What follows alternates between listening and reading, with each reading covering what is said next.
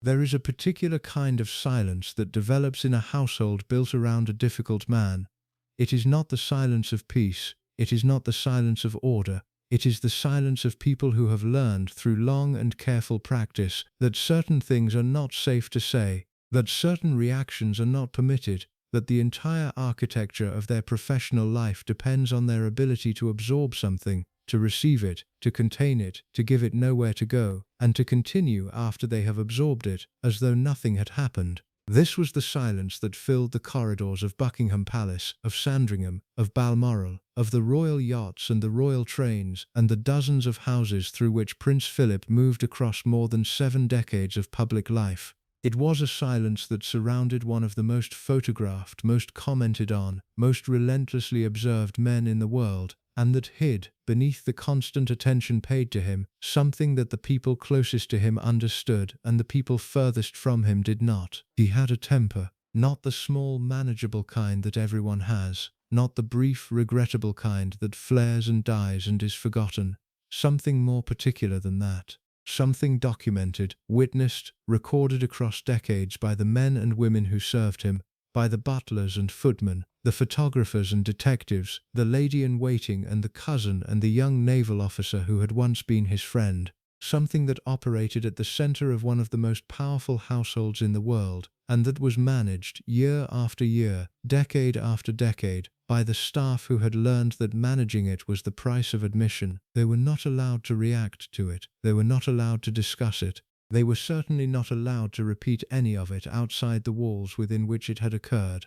The structure of their employment, the conditions of their access, the particular and unspoken contract that governed life inside the royal household, all of it depended on their willingness to absorb whatever happened in front of them, and to continue after the absorption, exactly as before. This is the story of what they absorbed, of the man whose temper became across his lifetime one of the worst-kept secrets in British public life, a secret that everyone close to him knew about, that almost no one publicly acknowledged, and that shaped the daily reality of working for him in ways that the world outside the palace never quite saw.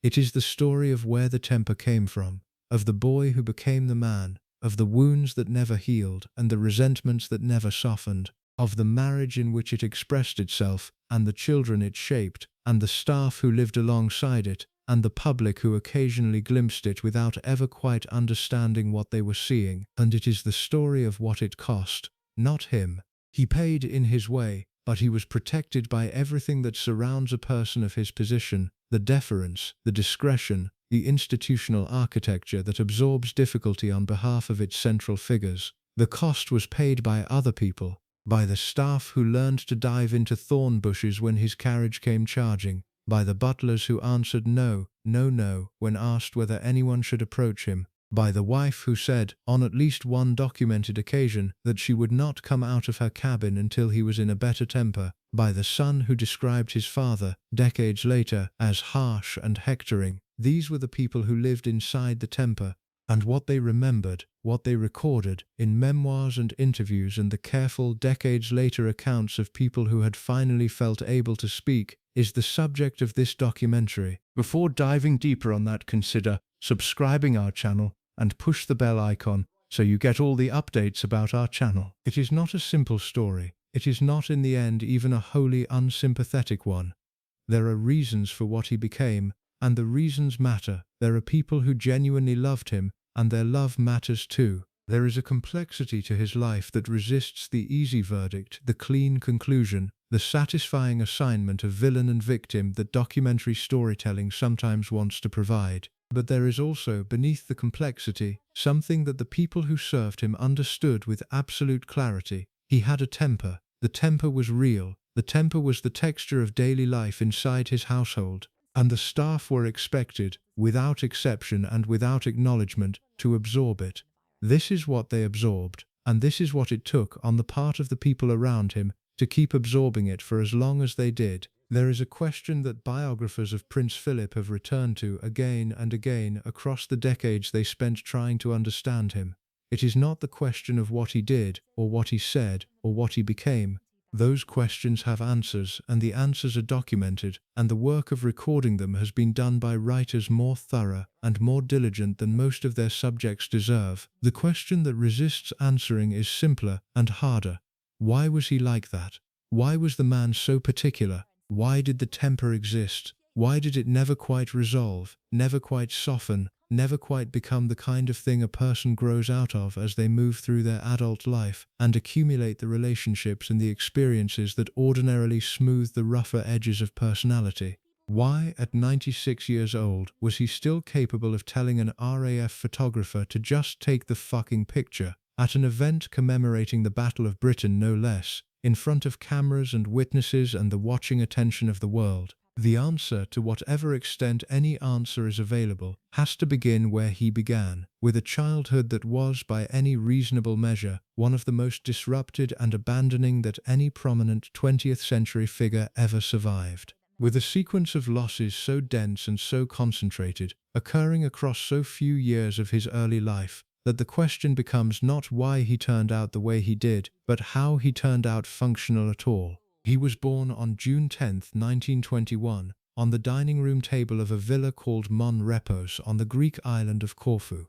The detail of the dining room table is one that biographers have repeated, almost ritually, across the generations of writing about him, partly because it is striking, partly because it is true, and partly because it operates as a kind of foreshadowing for everything that would follow. He arrived in the world on furniture that was not designed to receive him. He arrived in a house that was not really his family's house, in a country that would, within months, no longer want them. His father was Prince Andrew of Greece and Denmark, a younger son of the Greek royal house. His mother was Princess Alice of Battenberg, a great-granddaughter of Queen Victoria, born deaf, possessed of an intelligence and a courage that those who encountered her never forgot, and carrying within her the genetic and circumstantial conditions for the mental illness that would, in time, transform her life and remove her from her sons. He was the youngest of 5 children, the only boy, born after 4 older sisters who would, in the years that followed his birth, scatter into German marriages and disappear into a continent on the brink of catastrophe. The first loss arrived before his 2nd birthday. Greece in the early 1920s was politically unstable in ways that, even by the chaotic standards of post-war Europe, were genuinely extreme. The country had been defeated in a brutal war with Turkey. The military disaster that followed required, by the political logic of the moment, the identification of someone to blame, and the blame settled, accurately or not, but in a way that proved consequential, on a handful of senior figures including Philip's father, Prince Andrew. He was arrested, he was placed on trial, he was for a period of months in genuine and credible danger of being executed by the new Greek government that had emerged from the wreckage of the war. What saved him, and through him saved his family, was the intervention of his cousin, Britain's King George V, who arranged for a Royal Navy ship HMS Calypso to evacuate the family from the country in late 1922. Philip, 18 months old, was carried aboard in a converted orange crate. The crate served as his cot during the voyage. It is one of the small, almost mythologized details of his early life, and like the dining room table, it has come to operate as a kind of compressed image of what his beginning was: a baby in a fruit box, a family in flight, a country left behind under threat of execution. They settled in a house in the Paris suburb of St. Cloud, lent to them by Philip's wealthy aunt. They had no real money of their own, they had no country, they had no clear future. What they had was the residual social position of European royalty without the political position, the inherited connections without the resources to sustain them, the form of an aristocratic life without much of its substance. For a few years this held together.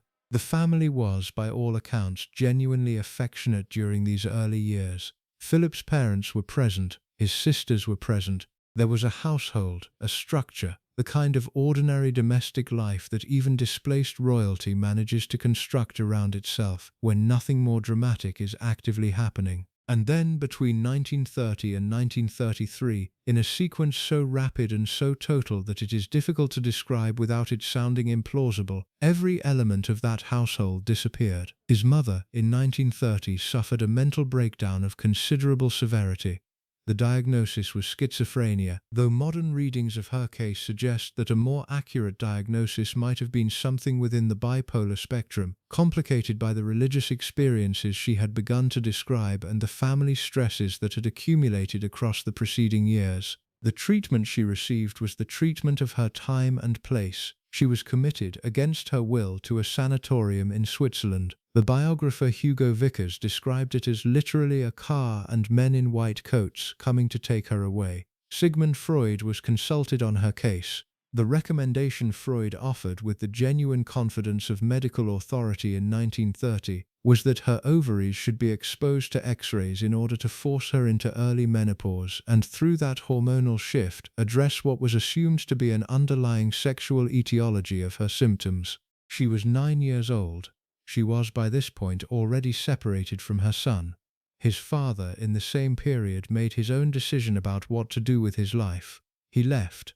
Not dramatically, not with public scandal, but completely. He moved to the south of France. He installed himself in Monte Carlo with a mistress. He did not return. He maintained technically his marriage to Philip's mother. They were never divorced. But he disappeared from the family in any practical sense, and he spent the remainder of his life on the Riviera, drifting, drinking, declining, until he died there in 1944 without ever really seeing his son again.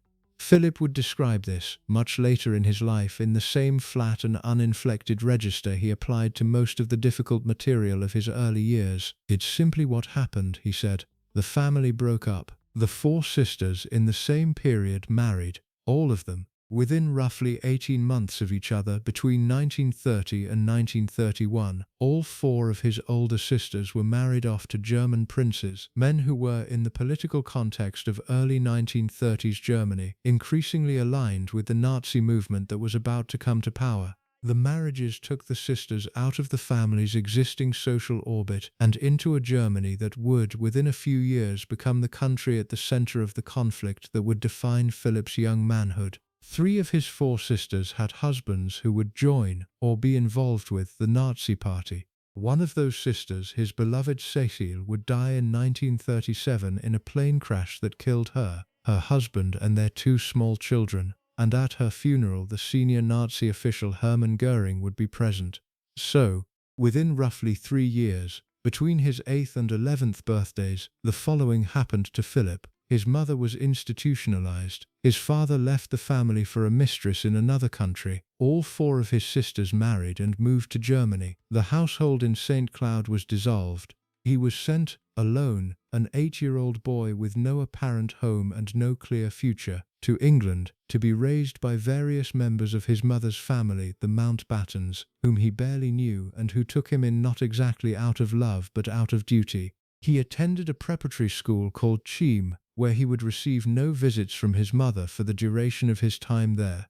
His father visited rarely. Then, in 1933, he was sent to a school in Germany, Schloss Salem, owned by the family of one of his German brothers-in-law, chosen partly because the connection meant the school fees could be reduced. He stayed there briefly before transferring in 1934 to Gordonstoun in Scotland, where the school's founder Kurt Hahn had relocated in flight from the Nazis and where Philip would complete his secondary education. He did not see his mother between the summer of 1932 and the spring of 1937 at all, not for visits, not for holidays, not for any of the ordinary occasions of a young person's life when ordinary young people see their mothers. He had no contact with her, no letters, no phone calls, no communication of any kind. She was, for those years, simply gone. A woman who had existed in his life and had been removed from it with the force of medical and circumstantial events that he could not understand and could not influence.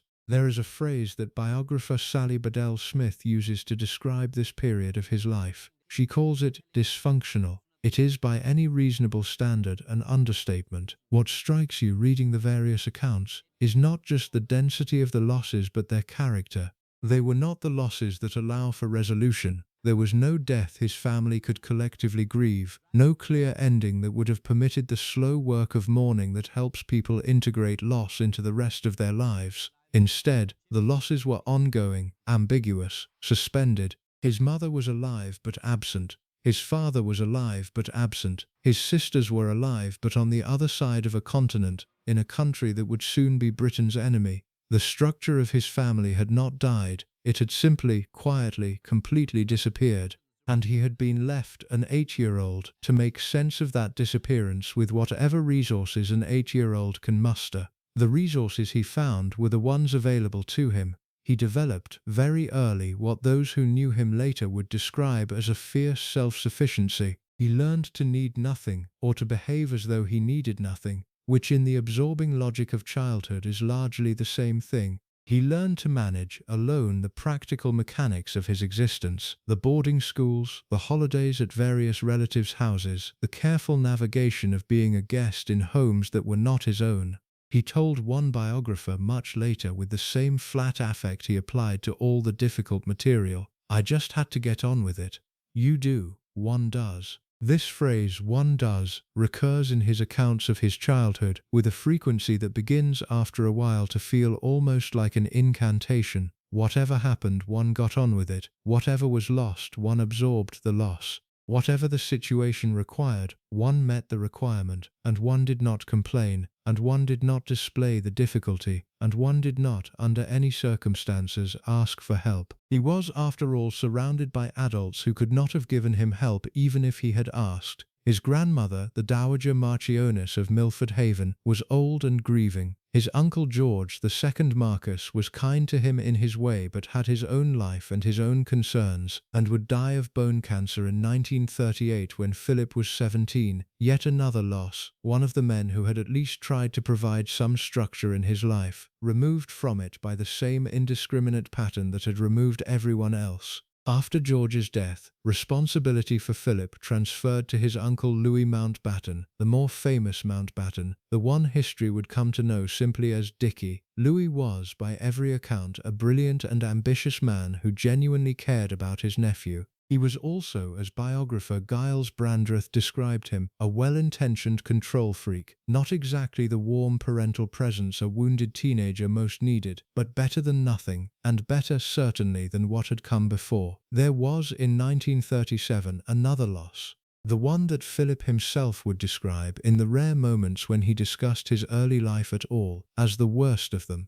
His sister Cécile, the one he had been closest to, the one who in the absence of his mother had become a kind of substitute maternal presence in his life, died in a plane crash in Belgium along with her husband, her mother-in-law, and her 2 young sons. She had been 4 months pregnant at the time of her death. The body of her newly born baby was found in the wreckage. Philip was 16. He attended the funeral in Darmstadt, walking in the procession alongside relatives who included senior figures of the Nazi government. There is a photograph of him from that day, a teenage boy in a dark suit, his face composed, his eyes unreadable, walking through a city that would within a few years be reduced by Allied bombing to one of the most thoroughly destroyed urban landscapes in Europe. He did not, as far as anyone has ever recorded, weep at that funeral. He did not weep for any of the losses. He did not, by any account that has survived, ever weep for what had happened to his childhood. He did what he had been doing since the age of 8. He absorbed it. He continued. One does. What this kind of childhood produces in a person is by now fairly well understood by the psychological literature. It produces what attachment researchers call avoidant attachment, the deep foundational orientation of a person who has learned very early that closeness is unsafe, that need is dangerous, that the wisest course in the face of distress is to manage it alone and to display nothing ever that might invite the further withdrawal of the people who are supposed to help. It produces a particular kind of self-sufficiency that looks from the outside like strength and that operates on the inside as armor. It produces an intolerance for vulnerability, one's own and other people's, because vulnerability is the door through which the original pain entered, and the door must be kept closed at all costs. It also produces in many of the people who develop it a particular kind of anger, not the anger of someone who feels wronged in any specific or articulable way, but the deeper, more diffuse anger of someone whose foundational experience of the world has been one of abandonment, and who has spent the rest of their life managing the fact of that abandonment without ever quite being able to address it directly. The anger surfaces in unexpected places. It attaches itself to small frustrations that do not by themselves deserve the intensity of the response. It expresses itself most readily toward people who cannot retaliate, staff, subordinates, family members in dependent positions, because they are the safe targets, the places where the anger can discharge without producing the consequences that real confrontation would bring. This is the psychological architecture of the man who decades later would berate his wife in front of her staff, terrify the photographers assigned to cover his carriage-driving events, leave his butlers answering no, no, no when asked whether anyone should approach him in the morning. The architecture had been built, brick by brick, in the years when he was 8 and 9 and 10 years old, when the people who were supposed to love him were disappearing one by one, and he was learning to require nothing of anyone, ever, because requiring something was unbearable and getting nothing was worse. He would say later, in a moment of unusual self-reflection that has been preserved in the record because of how unusual it was, "I don't seem able to say nice things to people, though I'd like to. Why is that?" The question is the most honest thing he ever said about himself. The answer was sitting in plain view, in the orange crate and the empty visiting days at Cheam, in the funeral processions and the sister-shaped absences, in the 5 years between 1932 and 1937 when his mother had been simply, completely, unreachably gone. He did not know how to be tender because no one had been tender with him. He did not know how to be patient with weakness because his own weakness had never been met with anything resembling patience. He did not know how to express need because the expression of need had been in his foundational experience the most dangerous thing a person could do. He had survived. He had, by the standards of the orange crate and the empty boarding school holidays, survived spectacularly. He had become, by the time he was 18, a tall and strikingly handsome young naval cadet at Dartmouth, beginning a career in the Royal Navy that would, within a decade, put him at the center of the most powerful royal household in the world. But survival is not the same as healing, and what the public would meet in the decades that followed was the survivor, not the boy, the survivor. The boy was still in there somewhere, he always would be. And he would express himself across the long span of Philip's adult life in ways that the people closest to him would learn to recognize, to manage, and, without exception, without acknowledgement, without ever being able to discuss what they were doing, to absorb. In the part that follows, we move from the boy to the man, from the wreckage of his early life to the Royal Navy that became for a time his salvation, and from there into the marriage that was meant to be his arrival and turned out in many ways to be the beginning of a different kind of difficulty entirely. Because the wound did not stay in the wound's original location, it traveled, and it found, in the strangest possible place, the most stable, the most secure, the most dazzlingly elevated household on earth, exactly the wrong soil to heal in. There is a particular kind of relief that comes from finally encountering, after years of disorder, an institution that knows exactly what it is doing, not a household with its shifting moods and its unpredictable dynamics, not a family with its unmanageable emotional weather, an institution, a place where the rules are written down, where the hierarchy is clear, where the expectations are explicit, and where a young person who has spent most of his life managing his own unstable circumstances can, for the first time, simply do what he is told, and discover that doing what he is told produces something resembling stability. For Philip, that institution was the Royal Navy. He entered Dartmouth, the Royal Naval College, the elite training establishment for British naval officers, in 1939 at the age of 17. He had been preparing for this in some sense his entire life, though not in any way that could be described as planned. The Mountbatten family was a naval family. His grandfather had been First Sea Lord. His uncle Louis would in time become First Sea Lord himself. The Navy was the family business in the way that the law or the church was the family business for other British families of similar standing, and for a young man without much else in the way of inheritance, without country or fortune or settled domestic life, the Navy offered something close to a vocation. It offered structure, it offered competence as a measurable quality, something one could acquire through effort and demonstrate through performance. It offered, perhaps most importantly, a context in which Philip's particular qualities, his discipline, his physical capability, his intolerance for emotional indulgence in himself or anyone else, were not eccentricities but assets. He thrived. By every account that has come down to us from his time at Dartmouth and from the wartime service that followed, Philip was an exceptional naval officer. He passed out of Dartmouth as the best cadet in his term, awarded the King's Dirk and the Eardley Howard Crockett Prize. He served during the Second World War with genuine distinction. He was at the Battle of Cape Matapan in 1941, operating the searchlights on HMS Valiant during the night action against the Italian fleet, work for which he was mentioned in dispatches and awarded the Greek War Cross of Valour. He served on the Murmansk convoys. He was present in Tokyo Bay for the Japanese surrender. By the end of the war, at the age of 24, he was one of the youngest first lieutenants in the Royal Navy, in command of his own watch on his own ship, with the kind of professional reputation that suggested a future of considerable promise. This was the man Princess Elizabeth fell in love with, or rather this was the man she had begun, by 1947, to be willing to marry. The love had started earlier, when she was 13 and he was 18, and she had visited Dartmouth with her parents and seen him for the first time. The visit had been arranged by Lord Louis Mountbatten, who saw in his nephew's potential connection to the British heir presumptive an opportunity that he was not by any account the kind of man to overlook. The romance that developed between the young princess and the young naval officer was, for a long time, conducted at a distance, through letters during his wartime service, through occasional meetings at family events, through the slow accumulation of a relationship that her parents observed with some ambivalence, and that Mountbatten encouraged with considerably less ambivalence than that. When the engagement was finally announced in July 1947, after King George VI had insisted that his daughter wait until she was 21, Philip was 26 years old. He had given up in the months preceding the announcement his Greek and Danish royal titles. He had taken British citizenship.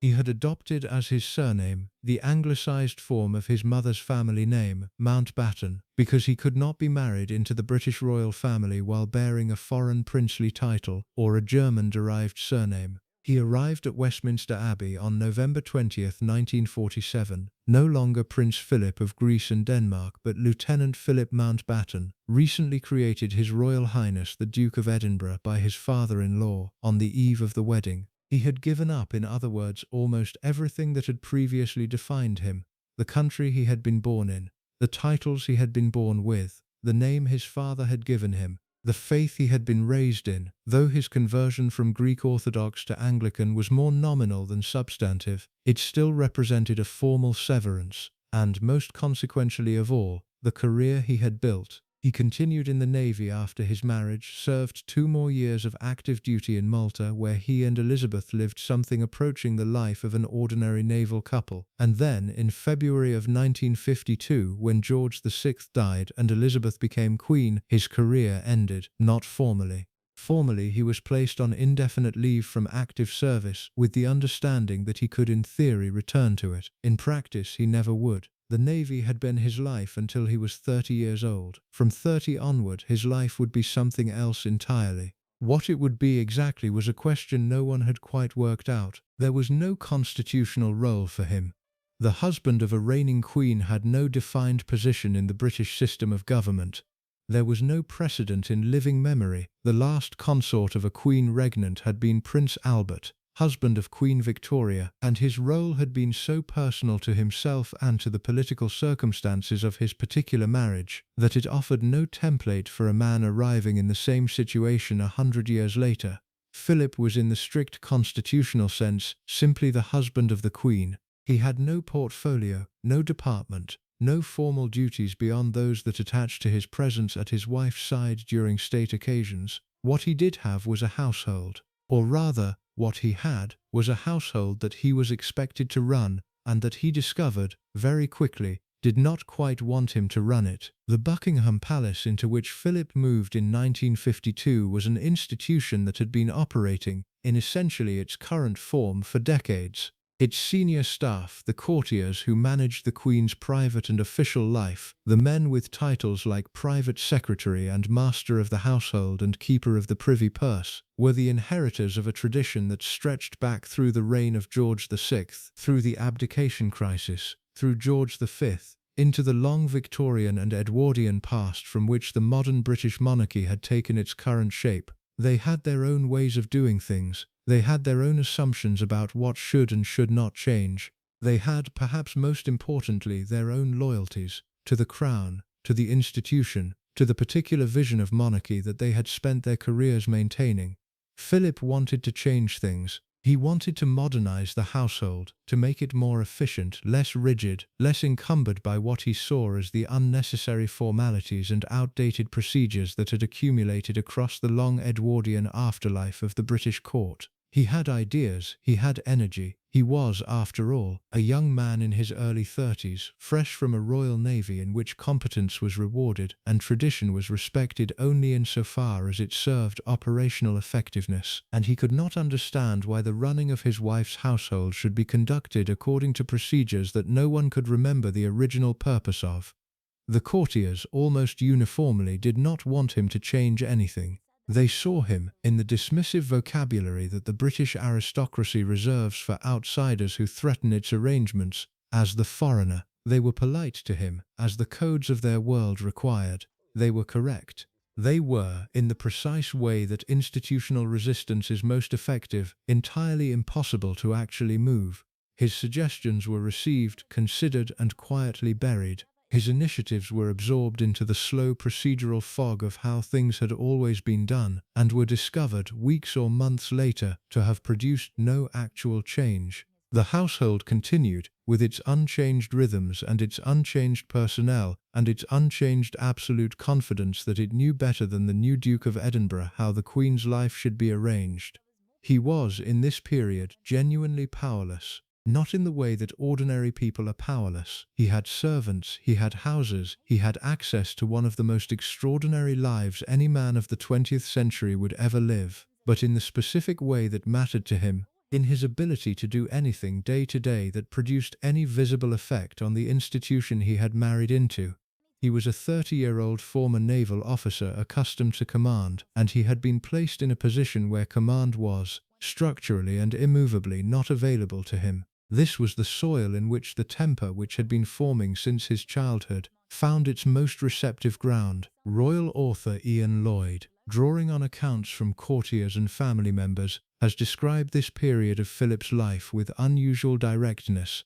Philip's frustration with his subordinate role and his annoyance that, in the early days of her reign, his dutiful wife slavishly followed the wishes of the palace old guard and Winston Churchill, led him to occasional bursts of temper. Marie Claire, the frustration was not abstract. It had specific targets. It was directed at the courtiers who blocked him, at the Prime Minister who treated him as a junior figure to be managed rather than a partner in the new reign, and, increasingly troublingly, at the Queen herself. There is a particular kind of anger that develops in a person who has been historically powerless and who has, through achievement and effort, finally arrived somewhere that should have given him standing. The anger is at the gap between what he expected to find and what he actually found. The achievement was supposed to deliver respect, autonomy, the right to be taken seriously as a person whose judgment and capability had been validated by everything that had come before. Instead, he found that the achievement counted for very little inside the world he had married into. His naval career, which had been the foundation of his identity, was politely ignored by people who considered themselves his social superiors. His ideas, which would have been received with serious attention in any wardroom or naval briefing he had ever attended, were treated as the well-meaning suggestions of a man who did not quite understand how things worked. He was outranked, in every way that mattered to him, by people he privately considered his intellectual and practical inferiors, and he could not say so. Or rather, he could, but saying so produced no result. The structure of the institution he had entered was such that his complaints had no purchase. He could be as articulate as he liked about what he thought was wrong with the household, and was, often, very articulate indeed, and the household would continue to operate exactly as it had always operated, gently absorbing his observations and quietly refusing to change anything. What this produced across the early years of the reign was a man who was, in the words of those who observed him most closely, permanently on the brink of anger. The phrase comes from biographer Giles Brandreth, who interviewed Philip across a 40-year period and who developed over those decades perhaps the most clear-eyed picture of him that any writer ever produced. Brandreth's portrait is not unsympathetic, it is genuinely warm in places. but it does not avoid what it found. We are shown enough, however, to form a picture of Prince Philip as a defensive man who'd never risk looking inadequate and was seldom calm. He could appear charming and easygoing, and suddenly he'd be formal and distant, sullen and crabby for no apparent reason. The Spectator. The phrase "for no apparent reason" is important. It captures something that the people closest to Philip understood about him, and that the people further away from him often missed. The temper did not arrive in response to identifiable provocations. It was not the kind of anger that you could understand and therefore avoid. It was a quality of his presence, a permanent low-level reservoir of frustration that could surface at any moment, and that the people around him learned very early to monitor with the kind of constant alertness that develops in households organized around volatile figures. The volatility expressed itself in those early years through what Brandreth describes as a particular pattern. When you said something, his response might be a snort, a snub, or a merry laugh, as what he wanted mostly to do was disconcert. The Spectator. The disconcerting was the point. He had absorbed, somewhere in the wreckage of his childhood and the steel of his naval training, the conviction that emotional softness was contemptible, that the appropriate response to most situations was to puncture them, to refuse the comfort of social ease, to keep the people around him slightly off balance, and therefore slightly available for whatever response he wanted to produce in them. Just a thing come into my mind. Tell us in the comments where you are from. Also, if you like this documentary, please consider subscribing. Some people, encountering this, found it bracing. Some people, particularly men of his own generation and background who had absorbed similar codes through their own military or naval service, found it familiar, a recognizable mode of British masculine humor, edged with cruelty but operating within a framework that they understood. Others found it simply hostile, and the people who could not respond to it, the staff, the wives of officials, the foreign visitors who did not know the rules, found themselves on the receiving end of something that was, by any reasonable interpretation, an attack, conducted under the cover of social interaction in a context where they could not defend themselves without producing a much larger problem than the one they were already managing. There was, additionally, the question of his marriage. The marriage of Philip and Elizabeth was, by most accounts, a genuine love match. They had chosen each other. They had waited for each other through the years of his wartime service. They had, in the early years of their marriage in Malta, before the death of George VI changed everything, lived something that approached the ordinary domestic happiness that most couples of their age and class were having. There is no serious historical doubt that they loved each other. There is no serious doubt that the affection they bore each other persisted, in some form, across the more than 70 years they would eventually spend married. But the marriage also contained, from the moment Elizabeth became queen, a structural difficulty that was not really about love at all.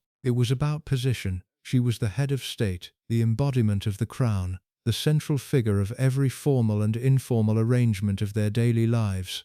He was her husband. The constitutional and ceremonial reality of their situation was that he walked behind her at official events. He was outranked every day by the woman he was married to. He had given up his career to support her, and she, bound by the institutional pressures that surrounded her, advised by courtiers who saw him as the foreigner, balancing the conservative weight of George VI's old guard against her own much younger and less established authority, was often unable, in the early years, to give him what he believed he had been promised. He had been promised, in his own private understanding, partnership, the right to shape the household, the right to direct his children's upbringing, the right, above all, to be a person whose presence and contribution mattered. What he received was something less, or what he received was, at the very least, contested at every turn, by the courtiers, by Churchill, by the gentle, persistent gravitational pull of an institution that did not really know what to do with him, and was content to let him drift at its margins while it conducted its business in the way it had always conducted its business. The result was that he began to take it out, in small and not so small ways, on the woman who had married him. The accounts of this are documented across multiple sources. He could be brutal, recalled a former member of staff who heard him berate the Queen with "Don't talk such rubbish," or "You're completely wrong." Marie Claire, the witness in this case, a former member of the household whose identity has not been disclosed in the public sources but whose account has been confirmed by other staff who served during the same period, was describing not a single incident but a pattern, a way of speaking to his wife that had become, across the early years of the reign, a recognizable feature of the marriage as it was experienced by the people who worked in close proximity to it. These were not arguments in the ordinary sense. They were not the back-and-forth disagreements of two people working out their differences. They were more often brief and brutal interruptions in which Philip dismissed something Elizabeth had said with an abruptness that those who heard it found genuinely shocking. "Don't talk such rubbish. You're completely wrong." Delivered to the Queen of the United Kingdom in front of staff, in a tone that suggested the speaker had not entirely registered who he was speaking to or where he was speaking to her. The people who witnessed these moments did not know what to do with them. They were not supposed to be witnessing anything of the kind. The presence of staff in royal households operates on a particular fiction, the fiction that the staff are not really there, that they do not see what they see and do not hear what they hear, that the privacy of the principals is preserved by the staff's professional commitment to behaving as though they are temporarily invisible. The fiction is sustainable when the principals behave with reasonable composure. It collapses when one of the principals is, at irregular but recurring intervals, treating the other in a way that would be conspicuous in any setting, and that becomes deeply uncomfortable when conducted in front of people who cannot react to it. Margaret Rhodes, the Queen's first cousin and lifelong close friend, who had her own family connection to the household, and who had observed Philip and Elizabeth's marriage at close range across many decades, described his temper in straightforward terms when she was finally asked to do so on the record. Margaret Rhodes recalled Philip's awkward habit of jumping down people's throats, according to Lloyd. Per the author, Rhodes shared, "He was like that with the Queen. Yahoo!" The phrase jumping down people's throats is not the kind of phrase a relative uses lightly about a senior member of the family. It is specific. It describes a recognizable behavior. It captures something. The suddenness of the attack, the lack of warning, the quality of being verbally pounced upon, that those who were the targets of it would have understood with immediate clarity. And the additional note, "He was like that with the Queen," establishes that the behavior was not reserved for staff or strangers. It was the behavior of a man whose temper, when it surfaced, made no exceptions for the rank or relationship of the person in front of him. The Queen's own response to this, according to multiple sources who observed it, was complicated. She was, by temperament and training, not the kind of person who reacted to provocation with visible distress. She had absorbed, from her own upbringing in the disciplined emotional culture of the British royal family, the same general framework that had shaped Queen Mary before her. The principle that personal feelings were secondary to institutional requirements, that displays of difficulty were not appropriate, that whatever was happening between you and another person was something to be managed privately rather than processed openly. In the early days, the Queen, aware of the huge sacrifice Philip had made, tolerated his outbursts. Marie Claire, the word tolerated, is doing important work in that sentence. She did not enjoy the outbursts. She did not, by the accounts of those who knew her, find them anything other than uncomfortable. But she absorbed them, in the same way that the staff absorbed them, because she had decided, for reasons that combined her own emotional discipline with her sympathy for what her husband had given up, that absorbing them was the appropriate response. There is a documented incident, recounted in multiple biographies, that captures both the dynamic and the way it was managed. It occurred during a voyage on the royal yacht Britannia. Sometime in the 1950s, there had been between Philip and Elizabeth what those who recorded the incident describe simply as a contretemps, a disagreement of some kind, the precise content of which was not preserved. Whatever was said, it had upset the Queen sufficiently that she withdrew. Her Majesty was heard to say, "I'm not going to come out of my cabin until he's in a better temper. I'm going to sit here on my bed." The Spectator. This is, by the standards of the British royal family in the 1950s, an extraordinary statement.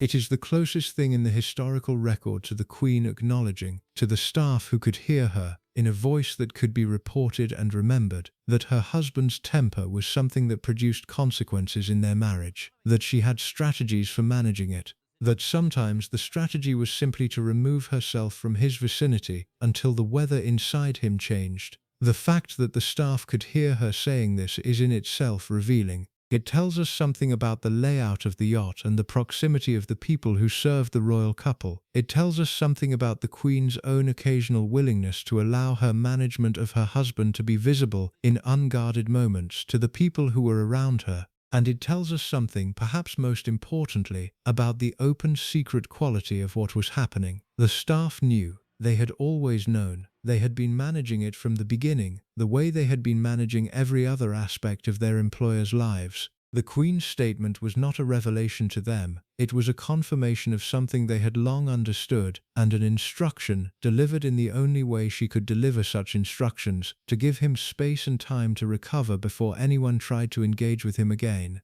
This was the texture of the marriage, not the catastrophic version that some later accounts have suggested, not a marriage in crisis, not a marriage on the edge of collapse, not anything that the public would have recognized from the carefully maintained external image of royal partnership, but a marriage in which the husband's temper was, by the testimony of the people who lived alongside it, a real and recurring feature of daily life, and in which the wife, the most powerful woman in the country, the head of state whose word was law, had developed through years of practice a set of strategies for absorbing what could not be addressed and waiting out what could not be changed. The staff watched this. They watched it for years. They watched it for decades. They learned, as the people in such households always learn, the precise vocabulary of the man at the center of the difficulty, the looks that signaled the temper was rising, the tones that meant the worst was about to happen, the moments after the worst when it was safe again to enter the room and resume the duties that had been suspended during the storm. They were not paid to discuss what they saw. They were paid instead to absorb it. And the absorbing of it, the careful, professional, completely unacknowledged work of receiving Philip's outbursts and giving them nowhere to go, became, across the long decades of his marriage, one of the most consistent and least visible labours performed inside the British royal household. In the part that follows, we move closer to that labour. We look at the specific staff dynamics that developed around Philip, at the butlers and footmen and detectives who worked in his immediate orbit, at the photographers and household members who learned to read him, and at the unspoken rules that governed how a person survived close proximity to a man whose temper could surface, without warning, in the middle of any ordinary day. Because the open secret was not just open inside the marriage, it was open throughout the household. And the household, decade after decade, did exactly what it had been built to do. It absorbed. There is a particular cruelty that exists only inside marriages. It is not the cruelty of strangers which can be matched by retreat or argument or the simple refusal to remain in proximity. It is not the cruelty of employers which operates within the limits of professional convention and can eventually be escaped through resignation. It is the cruelty of intimacy, the kind that knows exactly which words will land, exactly which tones will wound, exactly where the soft places are and how to reach them with the precision of someone who has spent years studying the geography of another person's vulnerabilities. This kind of cruelty does not require shouting. It does not require violence. It does not require, in many cases, anything that an outside observer would recognize as serious. It requires only the steady, recurring willingness to use what you know about the other person to diminish them, to deflate, to dismiss, to puncture the small moments of certainty or pleasure or competence that they were, before you intervened, allowed to feel. This was the kind of cruelty, by the testimony of multiple people who witnessed it, that Philip occasionally directed at his wife. It was not constant. This is important to establish clearly, because the popular reduction of the marriage to a story of Philip's mistreatment of Elizabeth is not what the record supports. The record supports something more complicated. The marriage was, in many of its dimensions, a working partnership of considerable warmth and durability. They laughed together. They were photographed across 7 decades in moments of genuine and unposed affection. They produced in private letters and the occasional public statement expressions of mutual regard that were not performed for the cameras and could not have been simply invented for institutional purposes. There was love. There is no reason on the available evidence to doubt this. There was also, intermittently and without apparent pattern, the other thing, the dismissals, the contradictions, the refusals to let her finish a sentence. The moments when something in him would surface and direct itself at the woman beside him with a contempt that was difficult for those who saw it to entirely reconcile with what they otherwise observed of the relationship.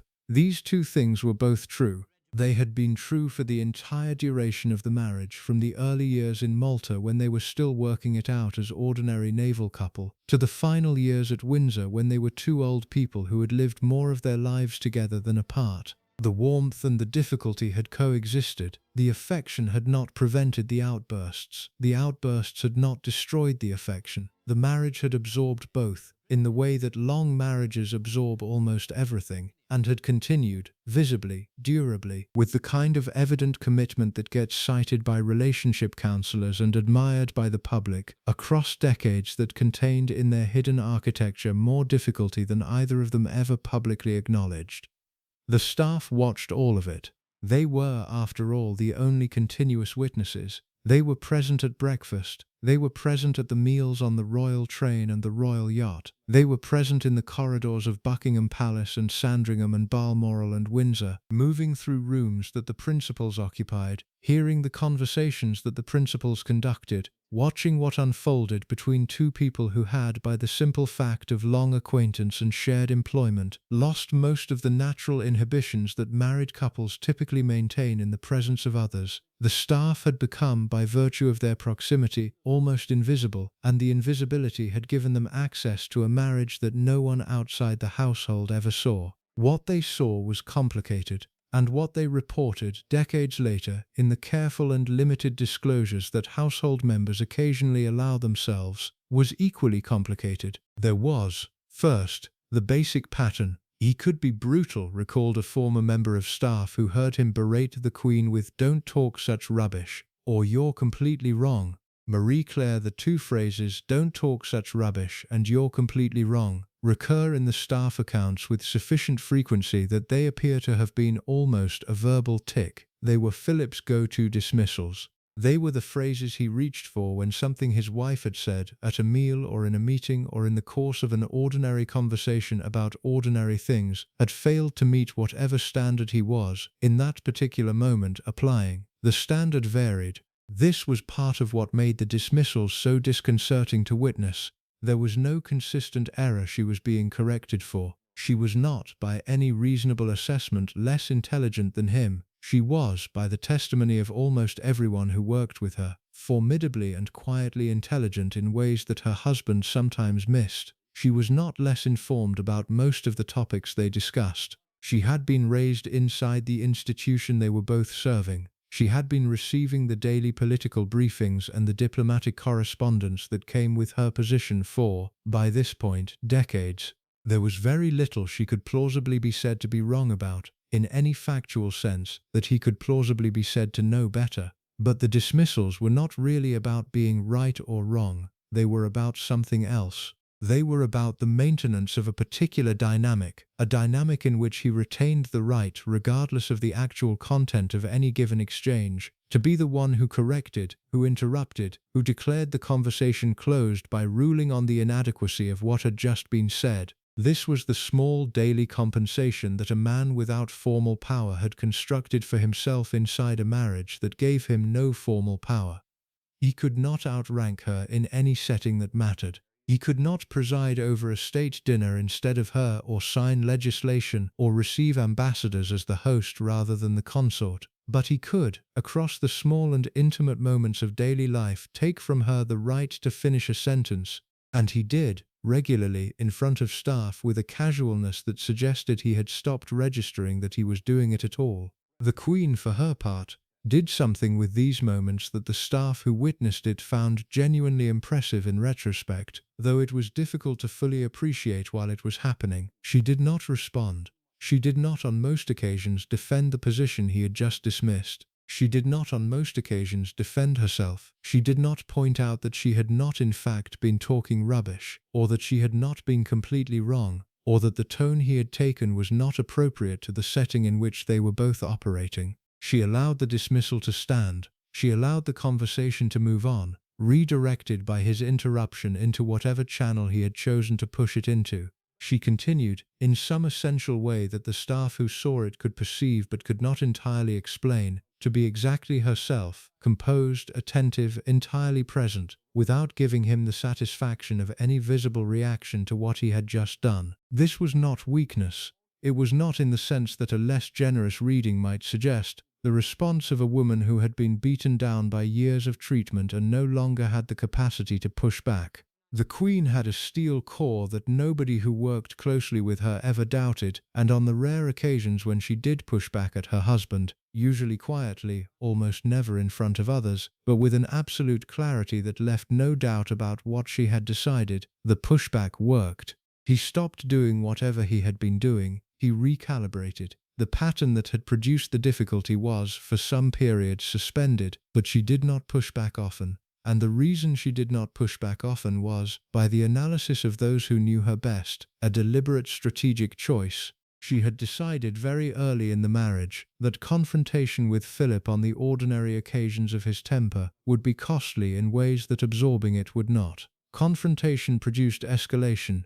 Confrontation drew the attention of staff to dynamics that were better left undiscussed. Confrontation created in the household around them a sense of instability that her own deeply held instincts about institutional dignity could not tolerate.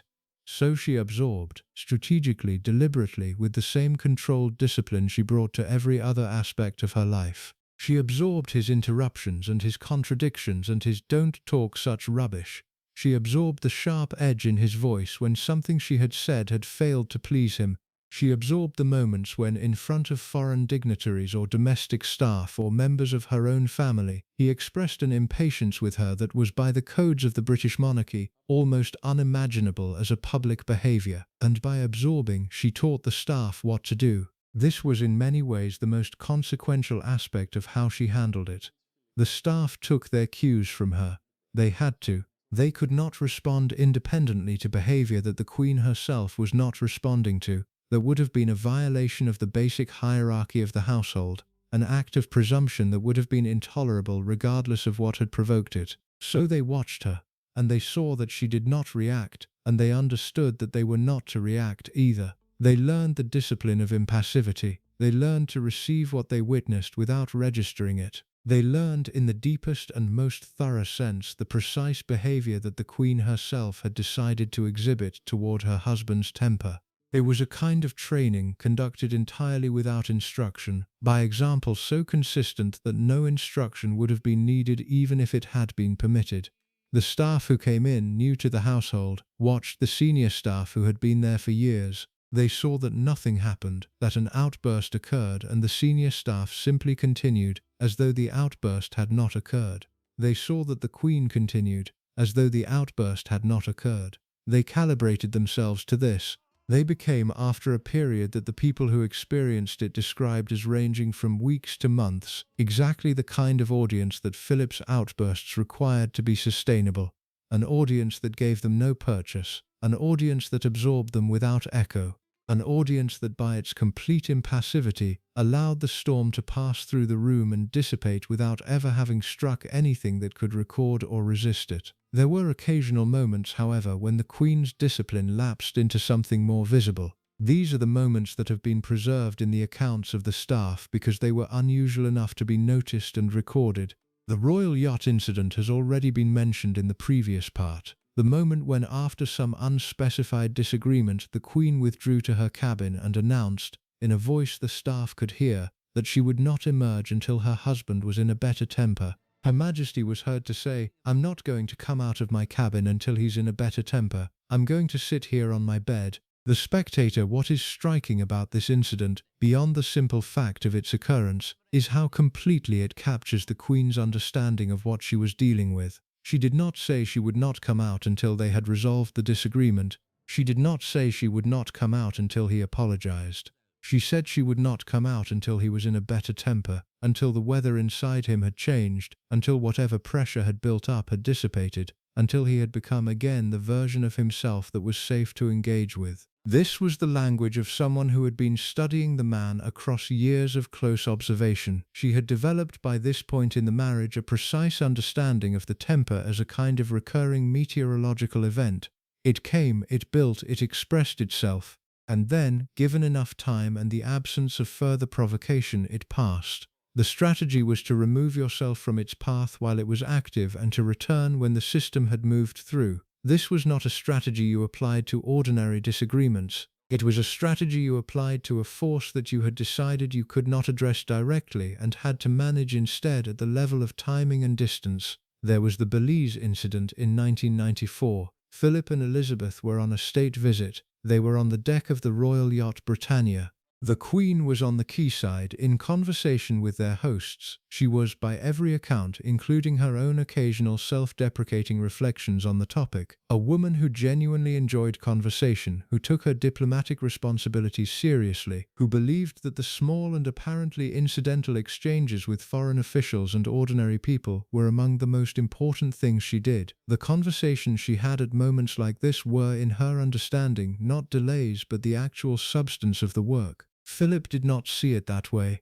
He had been on the yacht. He had, by the standards of his patience, been waiting too long. "Yak, yak, yak, come on, get a move on," shouted from the deck of the royal yacht Britannia in Belize in 1994 to the Queen, who was chatting to her hosts on the quayside. The London Economic. Read that sentence again. Allow it to land properly. The husband of the Queen of the United Kingdom on a state visit in front of the host nation's officials and the watching press and anyone else who happened to be within earshot, shouted "Yak, yak, yak, come on, get a move on" at his wife. The Queen was 68 years old at the time. She had been on the throne for 42 years. She was, by every measure, one of the most dignified public figures in the world, and she was being addressed in public by her husband with the language and the tone that one might use to a child who was dawdling on the way to the car. The British press recorded the moment. These things are difficult to entirely conceal when they happen in front of microphones, but the full weight of what had occurred was absorbed by the same mechanism that absorbed everything else. It became a gaffe. It became a colourful anecdote about the Duke of Edinburgh's well-known impatience. It became, in the comfortable reframing that the British public was always willing to extend to him, evidence of his spiritedness or his irreverence or his refusal to be constrained by stuffy conventions. It was none of those things. It was a man in his 70s, after 40 years of marriage, still capable of speaking to his wife in public in a way that he would not have tolerated being spoken to himself even once in any setting that mattered to him. There were the smaller moments, the ones that did not produce headlines but that staff who served during particular periods of the marriage have preserved in their later accounts. The moments when Philip would, in conversation at a meal, simply begin speaking over what his wife had been saying, not interrupting in the ordinary social sense, in which one person briefly takes a turn before the original speaker resumes, but commandeering the conversation, redirecting it, making it clear by the manner of the takeover that what she had been saying was not, in his view, worth allowing to continue. The moments when she would, in response to one of these takeovers, fall silent, not in protest, not in the kind of conspicuous silence that demands to be noticed, simply silent, the way a person becomes silent when they have understood that the available conversational space has been removed and there is no longer any point in occupying it. The moments, less frequently, when she would catch the eye of a particular member of the staff with whom she had a long working relationship, and the look she gave them would say, without saying anything, that she had registered what had just happened and that she would prefer, if it could be managed, that they do their best to forget it.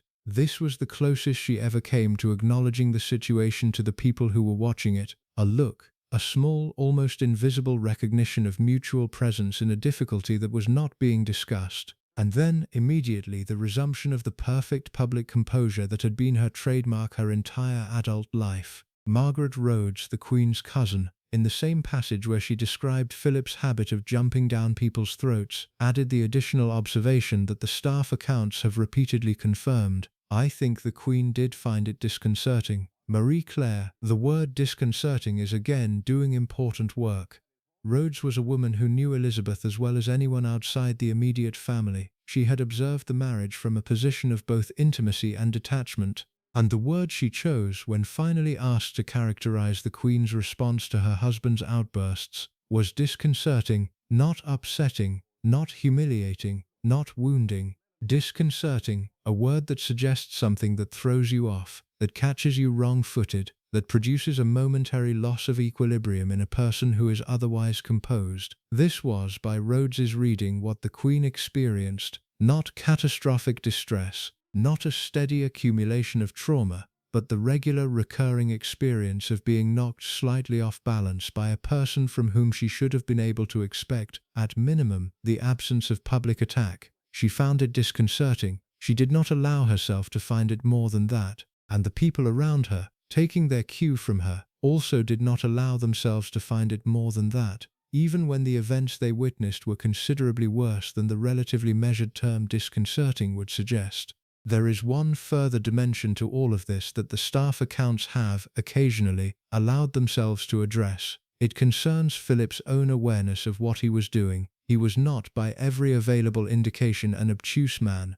He was, on the contrary, intelligent in a way that was sometimes inconvenient for the people around him, quick, observant, capable of making connections that less alert minds missed. He noticed things, he noticed himself when he was being honest. And there are moments in the historical record when he allowed something of his own self-awareness about the temper to surface, briefly, in the kind of remark that immediately disappeared back into the public reticence he otherwise maintained about his inner life. The most revealing of these moments was the one cited in the previous part, the comment he made to a family friend recorded in the biographies, in which he said something that nobody who knew him publicly would have expected him to say. Deep down, the prince was aware he could occasionally make hurtful comments, Lloyd explained. To a family friend he once made the revealing comment, "I don't seem able to say nice things to people, though I'd like to. Why is that? Marie Claire." The question is plaintive. It is, in its quiet way, almost heartbreaking. He wanted to be able to say nice things. He was aware that he often could not. He did not understand why. He was, in this particular moment of self-disclosure to a person he trusted, asking for help in understanding something about himself that he found, on reflection, genuinely puzzling. The puzzle was, in the framework of his own life, a hard one. The answer required an excavation of his early years that he was not willing to undertake, that he had, by the testimony of multiple biographers, refused to undertake throughout the entirety of his adult life, brushing away questions about his childhood with the same closed-off dismissal he applied to most uncomfortable subjects. When asked about his childhood, he brushed away the subject. The spectator, the childhood was the answer. The orange crate, the empty visiting days at Cheam, the 5 years without contact with his mother, the funeral procession behind his sister's coffin in Darmstadt, all of it had produced a man who could not say nice things to people. The wound had built the architecture, and the architecture was now operating in late middle age and old age, with the same automatic functioning as any other long-established habit. He could see what it produced. He could see, when he was being honest with himself in the rare, unguarded moment, that the thing he most wanted to do, say nice things to the people he cared about, including presumably his wife, was the thing he most reliably could not do. He had been formed away from that capacity. The formation had been complete, and no amount of subsequent insight could undo what had been done before he was old enough to have any say in what was done to him. This is the dimension of the story that the staff who witnessed the outbursts came, in their long careers of observation, to understand. The man was not malicious. He was not in any deliberate or considered sense trying to humiliate his wife. He was, instead, the product of a wound that he had never been able to address and that surfaced in the small moments when his guard was down, in the form of the temper that everyone who worked for him eventually learned to manage. This understanding did not make the experience of witnessing the temper any easier. It did not make the Queen's experience of receiving it any less disconcerting.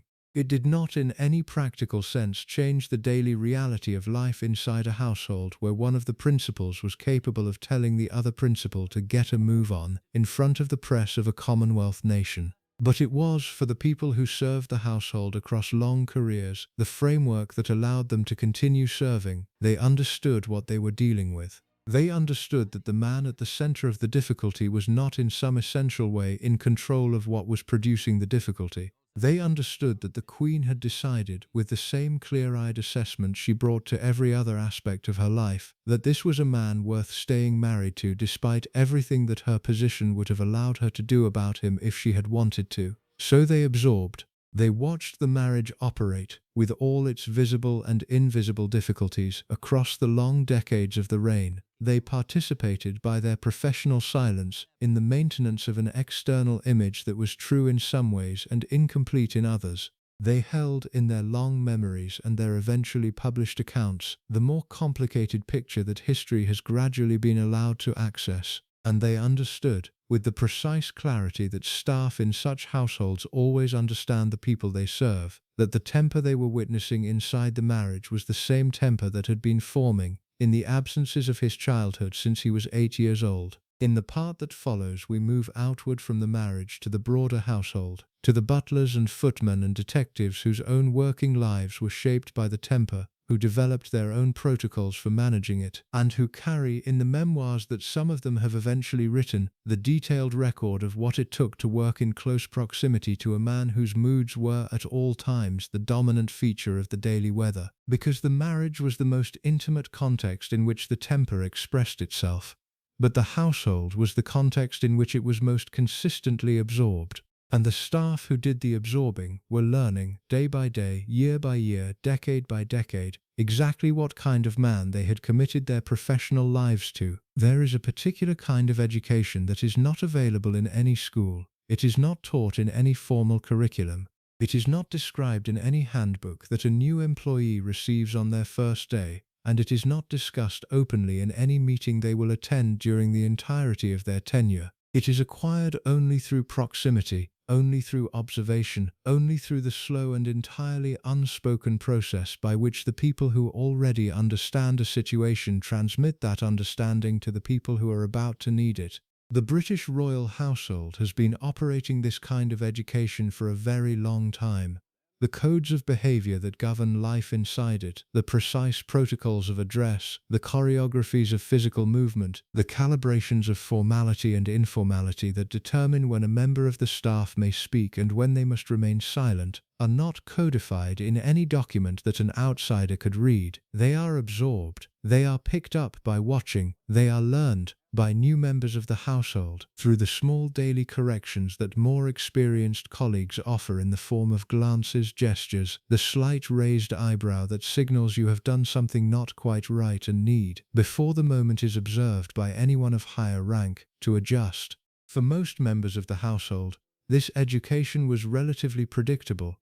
The protocols, once learned, applied consistently. The senior figures of the institution, the Queen most of all, were entirely consistent in their behavior, day to day and year to year, and the staff who served them developed, through long practice, a thorough understanding of what was required, and a confident ability to provide it. Prince Philip required a different kind of education, or rather, he required the same baseline education that everyone in the household required, plus an additional set of competencies that were specific to him, that were not formally acknowledged anywhere, and that the staff who needed them had to acquire through a process that was in many cases more difficult and more uncomfortable than any of them had been prepared for. They had to learn how to read him. Reading Philip was, by all accounts of those who developed the skill, the central daily task of working in close proximity to him. It was not optional. It was not a refinement that one could acquire over a long career and consider an asset. It was the foundational competency without which one could not function in his immediate orbit at all, and it was, like all skills of human observation, something that had to be developed through practice, through the accumulation of mistakes, the costs of those mistakes, and the gradual development of an internal map that allowed you to predict with reasonable accuracy what kind of mood you were walking into when you entered a room he occupied. Grant Harold, who served as a butler to King Charles, then the Prince of Wales, between 2004 and 2011, has provided one of the more useful accounts of what this education actually looked like in practice. His memoir, published in 2025, describes a moment that captures with unusual precision the specific dynamic that staff developed around Philip. I always remember this one time. I think I was cleaning up after breakfast in the dining room. I looked outside and saw this gentleman walking around. Immediately I recognized it was Prince Philip. I went to one of the other butlers and said, "Should we go out and see if he needs anything?" They all looked at me and said, "No." And I said, "Why?" They all continued, "No, no, no. Gain Fox News." The moment is small. It is also, in its way, complete. It contains everything you need to know about how the household had organized itself around Philip's presence. A new butler, in his role for only a short time, observes a member of the royal family walking around outside. The instinct of someone trained in service, and trained additionally in the particular instincts of the British royal household, is to offer assistance. That is what butlers do. They notice, they anticipate, they make themselves available before they are asked, to provide whatever the principal might need. This is the entire point of the role. It is the basic professional reflex that distinguishes a competent member of the household from a merely adequate one. The new butler proposes to his more experienced colleagues that he act on this reflex. He proposes to go outside. He proposes to ask whether the gentleman walking around needs anything. He is, in proposing this, doing exactly what his training has prepared him to do. The response of his colleagues, instant, unanimous, almost reflexive, is the opposite of what the formal training would suggest. No, do not go out. Do not approach him. Do not ask whether he needs anything. The reflex of trained service, applied in this particular situation, is precisely the wrong reflex. It will produce the wrong outcome. It will, in some way that the experienced butlers cannot or will not articulate to their younger colleague, generate exactly the kind of friction that everyone in the household has spent years learning to avoid. The colleagues do not explain why. This is also part of the education. They simply say no 3 times, with the kind of finality that closes the discussion. The new butler is left to absorb what he has just been told, and to draw, from the absorption, the necessary conclusions. The conclusion, when he draws it, is the foundational lesson of working in proximity to Philip. "I think they were a bit nervous of him," Harold said with a chuckle. "He was blunt. He wasn't everyone's cup of tea, if I can say that." Valley CCS radio. The colleagues were nervous. Not afraid in any dramatic sense, not traumatized or oppressed. Harold's later accounts make clear that many of the staff who worked with Philip across long periods developed genuine fondness for him, that the working relationships were not in any simple sense miserable, but nervous. The recognition that approaching him at the wrong moment in the wrong way with the wrong opening question could produce a response that you would then have to manage for the rest of the morning. That nervousness, distributed across the household, internalized by everyone who worked there, was the operational reality of the staff dynamic that surrounded him. The codes that emerged in response to this reality were specific and detailed and entirely unwritten. You did not approach him before he had finished his first cup of coffee. The morning Philip and the post-coffee Philip were, by the testimony of those who had observed both, sufficiently different that they constituted, almost, 2 separate people, and only one of them was safe to interact with about anything that was not strictly necessary. You did not ask him questions whose answers were obvious or available through other means. He had no patience for what he perceived as wasted time, and a question that revealed the asker had not done their preparation was, to him, the kind of question that justified a sharp response.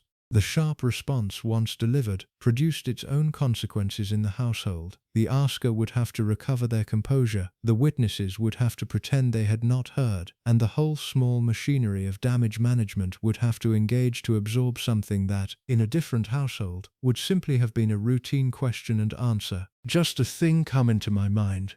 Tell us in the comments where you are from. Also, if you like this documentary, please consider subscribing. They covered everything from the management of the royal estates to the proper conduct of carriage driving competitions to the appropriate way to address particular kinds of foreign visitors, and the staff who learned the relevant ones developed, alongside that learning, the precise art of declining to dispute them. If Philip said the weather was going to clear up by noon and the staff member, looking at the same sky, thought it was clearly going to rain all day, the staff member did not say so. They might gently mention that the BBC forecast was uncertain. They might offer to bring the wet weather equipment as a precaution. They did not say, in any form that he could perceive as disagreement, that he was wrong about the weather. You learned the warning signs. Every staff member who worked closely with him developed, over months and years, a private internal vocabulary for the small physical signals that preceded an outburst.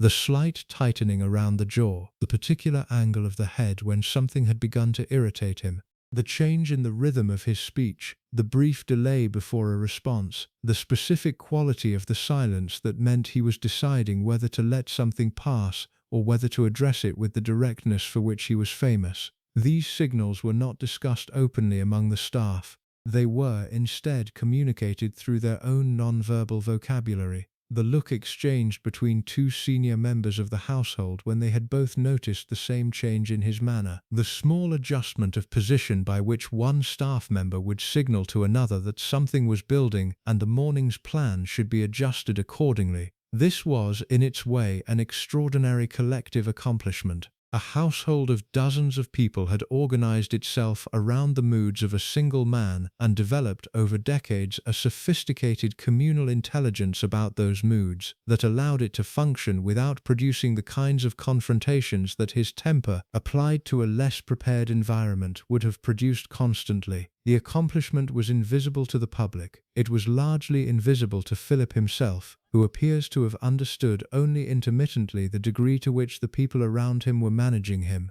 It was invisible, in significant measure, to the Queen, who knew her husband's temper but did not always see the granular daily work that the staff did to absorb its consequences. But it was, for the people who did the work, the texture of their professional lives. They were absorbing him. They were absorbing him constantly, through the small adjustments and the unspoken protocols and the precise calibrations of what to say and what to leave unsaid. And the absorbing was the actual job, even though the job description had said something different.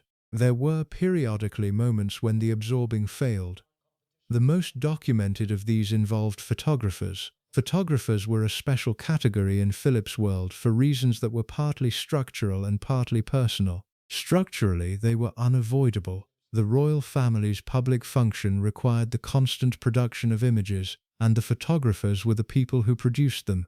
Personally, Philip found them irritating in ways that he never quite got over. They asked him to wait. They asked him to repeat actions. They asked him to look in particular directions, to hold particular expressions, to allow the basic mechanics of image-making to override his preference for moving briskly through the events of his day. And they did this in front of him, at close range, with the kind of repetitive professional patience that his own temper made it almost impossible to tolerate. The most famous of his photographer outbursts occurred in July 2015, at events commemorating the 75th anniversary of the Battle of Britain. He was 94 years old. He had been being photographed at official events for 68 years, since his marriage in 1947. He should by any reasonable measure have developed by this point a serene tolerance for the small inconveniences of being photographed by professionals doing their jobs. He had not. Just take the fiction picture, losing patience with an RAF photographer at events to mark the 75th anniversary of the Battle of Britain in July 2015. Irish Examiner. The phrase made the news. It was in the British press's well-developed tradition of reporting on Philip's outbursts as colourful evidence of his unfiltered character, treated as a gaffe, another moment in the long catalogue of things he had said that he probably should not have said. The treatment was, in its way, generous. The press could have framed the moment differently. They could have noted that a 94-year-old man swearing at a serving RAF photographer at a memorial for the airmen who had defended Britain in 1940 was not, by any normal standard, a charming display of irreverence. They could have asked what kind of working environment a person operates in when their employer's husband is, at any moment and without warning, capable of producing that kind of outburst. They did not ask. The press, by long convention, had decided what kind of figure Philip was, and the figure they had decided on absorbed these moments as features rather than bugs. He was the spirited Duke of Edinburgh. He was the no-nonsense former naval officer. He was the man who said what he thought, without filter, and who occasionally produced something that the more sensitive members of society would find troubling, but that the rest of us, the people who appreciated old-fashioned plain speaking, could still recognize as a kind of authentic charm. The RAF photographer who received the outburst did not, as far as the public record shows, have an opportunity to comment on whether they had found it charming. They were doing their job at a public event when the husband of the head of state told them in a tone of considerable hostility to take the picture and stop wasting time. They had no recourse. They could not respond. They could not register even with a glance that what had just happened was unusual or unwelcome. They had to take the picture in the moment immediately following the instruction, and they had to take it well, because the resulting image would be evaluated on its own merits, not on the circumstances under which it had been produced. The photographer had been required to absorb something in front of cameras and witnesses, and to continue immediately with their work, as though the absorbing had not occurred. This was a public version of what the household staff had been doing in private for decades. The photographer was, in the moment of the outburst, briefly a member of the broader system that had organized itself around Philip's temper, a person whose job included receiving whatever he chose to direct at them and giving it nowhere to go. Some photographers had a more complicated relationship with him than the brief encounter on the Battle of Britain anniversary suggested. Those who covered his carriage-driving events, the equestrian discipline that became his great passion in his later years, developed a particular set of stories about him that the British press, in its more candid moments, has occasionally reported. "I used to be a royal photographer. Whenever I was given that task, I would check my life insurance, as he could be dangerous at times, especially when he was on his horse and carriage. More than once he would full charge towards me," he recalled. "Once I had to dive into a thorn bush to get out of his way, and he muttered a similar oath to me, even though I was doing his carriage championships a massive favor." Fox News. The photographer in question was a professional who, by his own description, had been brought in to document events that Philip was personally invested in. He was not, in other words, an obstacle in Philip's way. He was a contributor to the documentation of something that mattered to him. And yet, in the moments when their professional paths crossed in the field, Philip had on multiple occasions charged the carriage at him with sufficient apparent seriousness that the photographer had felt the need to take genuine evasive action. The thorn bush was not metaphorical.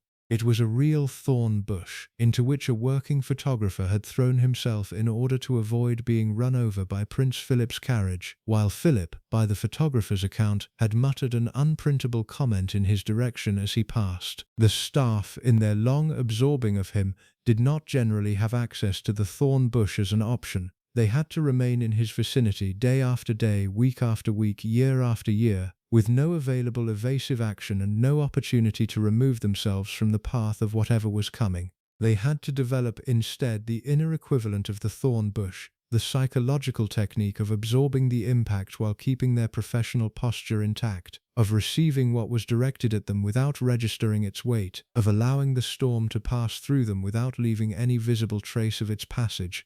The development of this technique was, by the testimony of those who eventually wrote about their experiences, one of the more genuinely difficult aspects of long-term royal service. It was difficult because it required not just the suppression of the immediate reaction, the flinch, the wounded look, the moment of obvious distress, but the cultivation of an entire inner stance toward what was happening.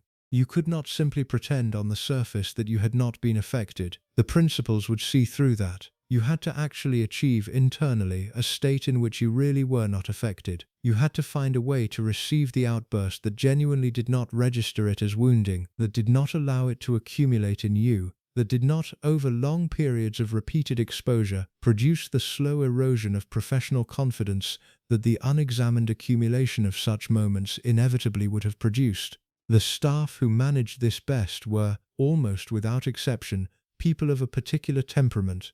They tended to be, in their personal lives, robust and good-humored, capable of the kind of cheerful irony that allowed them to view Philip's outbursts as colorful workplace events rather than personal injuries. They tended to come from backgrounds, often military, where they had encountered demanding personalities before and had developed their own strategies for managing them. They tended, perhaps most importantly, to genuinely respect what the royal family represented, to feel that the institution they were serving was worth the difficulty of serving it, and to be able to subordinate their personal reactions to a larger sense of professional purpose. The staff who did not manage it as well, and there were such staff, though the records of them are necessarily less detailed than the records of those who endured, tended to leave. Sometimes they left quickly, after a relatively short period during which it became clear that the temperament was not suited to the environment.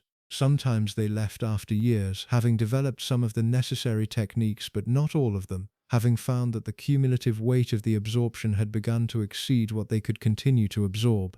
Their departures were rarely dramatic. The household had its own quiet mechanisms for managing transitions, and a member of staff who was finding the work too difficult would generally find, after a period, that their position had been reorganized in a way that allowed them to depart with dignity. This was the rhythm of the household across the 7 decades of Philip's public life. New staff arrived, were quietly trained in the protocols by their more experienced colleagues, developed their own techniques for managing him, either thrived or did not, and either stayed or departed. The institution absorbed all of this with the same continuous, unflustered competence it absorbed everything else. The world outside saw none of it. The Duke of Edinburgh continued to appear at official events, to make his comments and his gaffes, to be photographed beside his wife with the slightly impatient expression that the public had come over the decades to recognize as one of his trademarks. There was one further dimension to the staff dynamic that requires mentioning,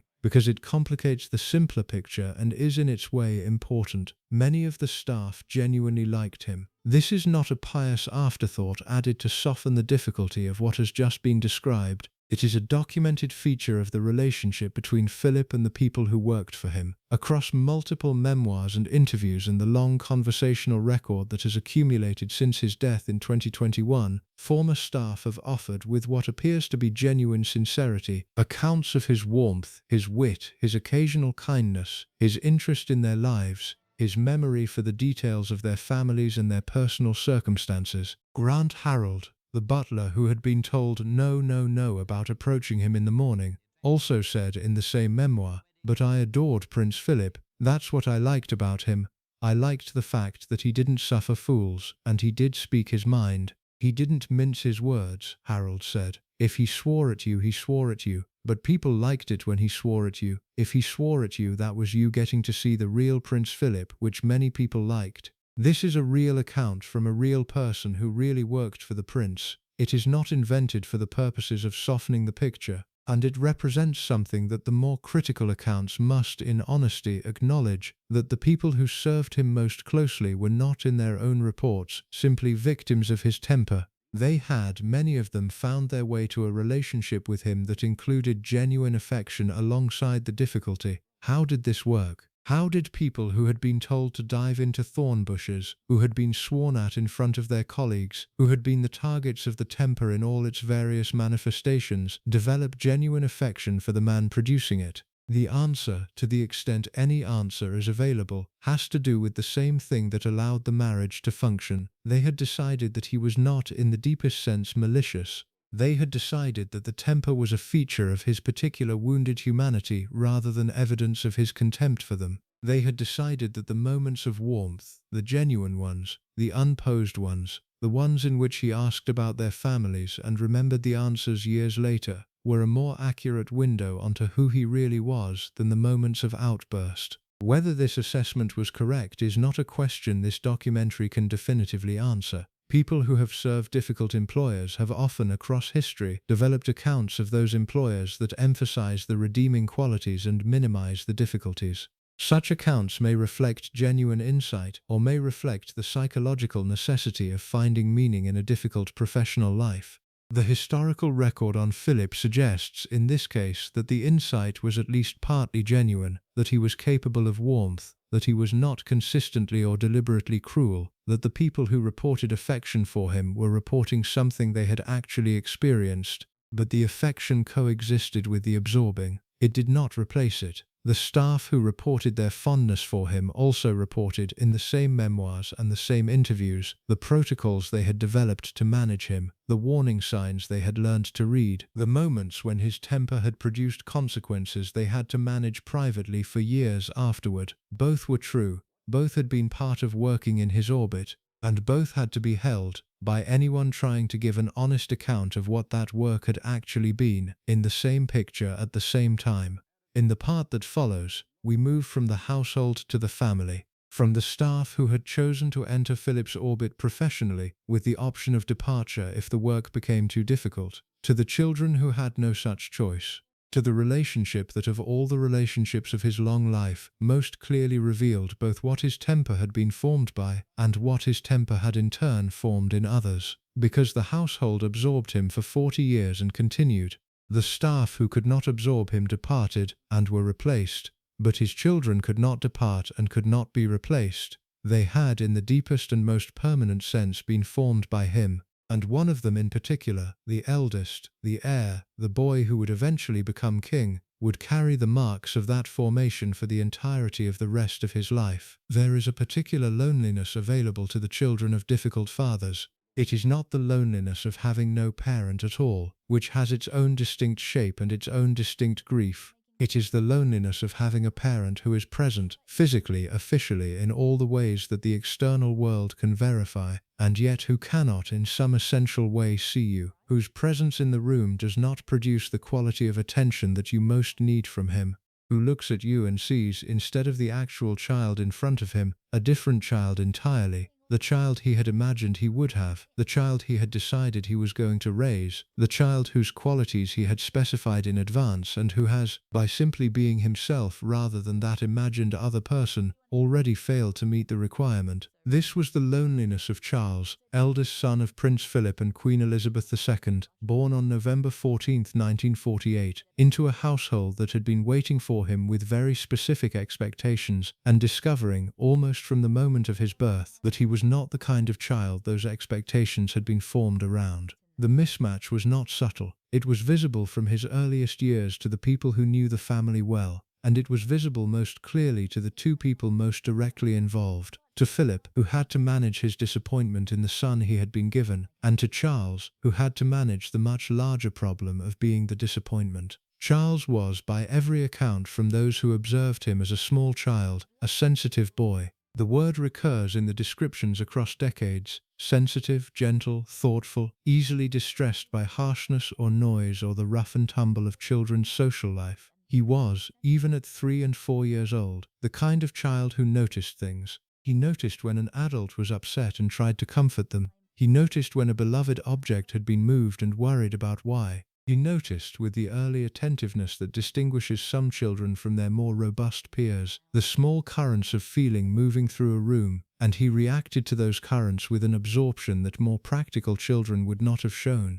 This was not, in any reasonable assessment, a bad way to be a child. It was simply a particular way. There are temperaments well documented in the developmental literature that produce children who are more sensitive to environmental stimulation than other children, who feel more deeply, who require more reassurance and more careful handling. The temperament is neither superior nor inferior to its more robust counterpart. It is simply different, and the children who have it tend to thrive in environments that recognize and respect the difference, and to struggle in environments that do not.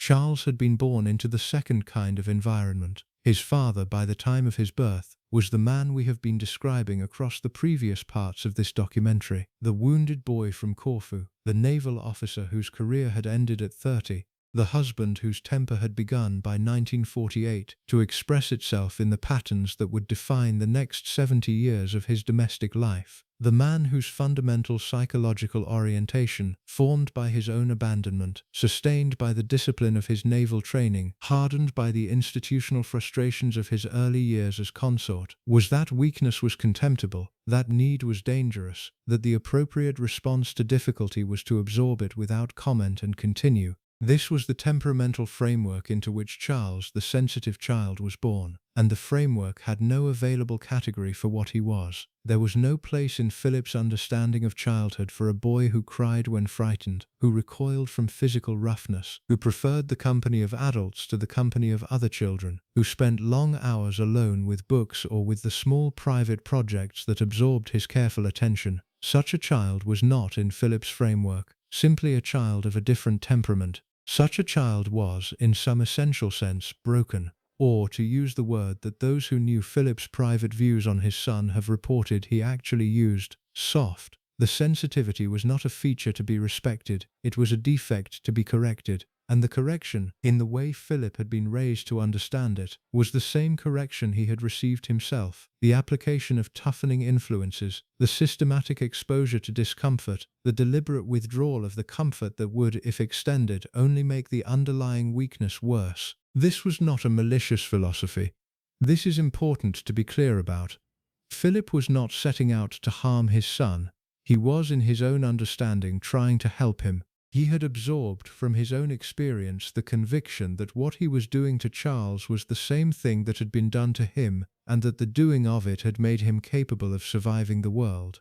He believed, with what appears to have been complete sincerity, that his son's sensitivity was something to be overcome, and that overcoming it required the application of pressure, and that the pressure was a form of love because it was preparation for a life that would otherwise destroy the boy if he were left to face it without preparation. Charles experienced none of this as love. He experienced it, in the descriptions he would offer many years later when he was old enough to articulate what his early years had felt like, as something quite different. In the past, the heir to the British throne has described his father as harsh and hectoring. The two words are precise. They were not chosen carelessly by a son trying to wound a father in retrospect. They were chosen by a thoughtful man, late in his own life, attempting to convey accurately what his early relationship with his father had actually been like. Harsh in its etymological roots means rough, abrasive, lacking in softness, producing friction against whatever it encounters. Hectoring is more specific. It is the verb that describes someone who bullies through speech, who lectures, who applies sustained verbal pressure, with the assumption that the recipient will eventually capitulate to the force of the lecturing. To describe a parent as hectoring is to describe a particular relationship to language, a relationship in which the parent uses words, again and again, as instruments of correction rather than instruments of connection. This is what Charles had received by his own account from his father across the formative years of his life. Not the warmth that his sensitive temperament most needed, not the patient acceptance that would have allowed him to develop at his own pace into the kind of adult he was eventually going to be regardless of his father's interventions, but hectoring. The sustained verbal pressure of a man who could not stop trying to correct the child he had been given into the child he had wanted. Philip's own assessment of the difficulty, offered in interviews late in his life, was framed differently. He acknowledged the gap between himself and his son. He did not, in the usual way of difficult parents, deny that the gap existed. He simply attributed it to temperamental difference rather than to anything for which he might bear responsibility. In 2016, Philip spoke with royal biographer Giles Brandreth and recognized that Charles is a romantic and I'm a pragmatist. That means we do see things differently, and because I don't see things as a romantic would, I'm unfeeling. The framing is revealing in what it includes and what it leaves out.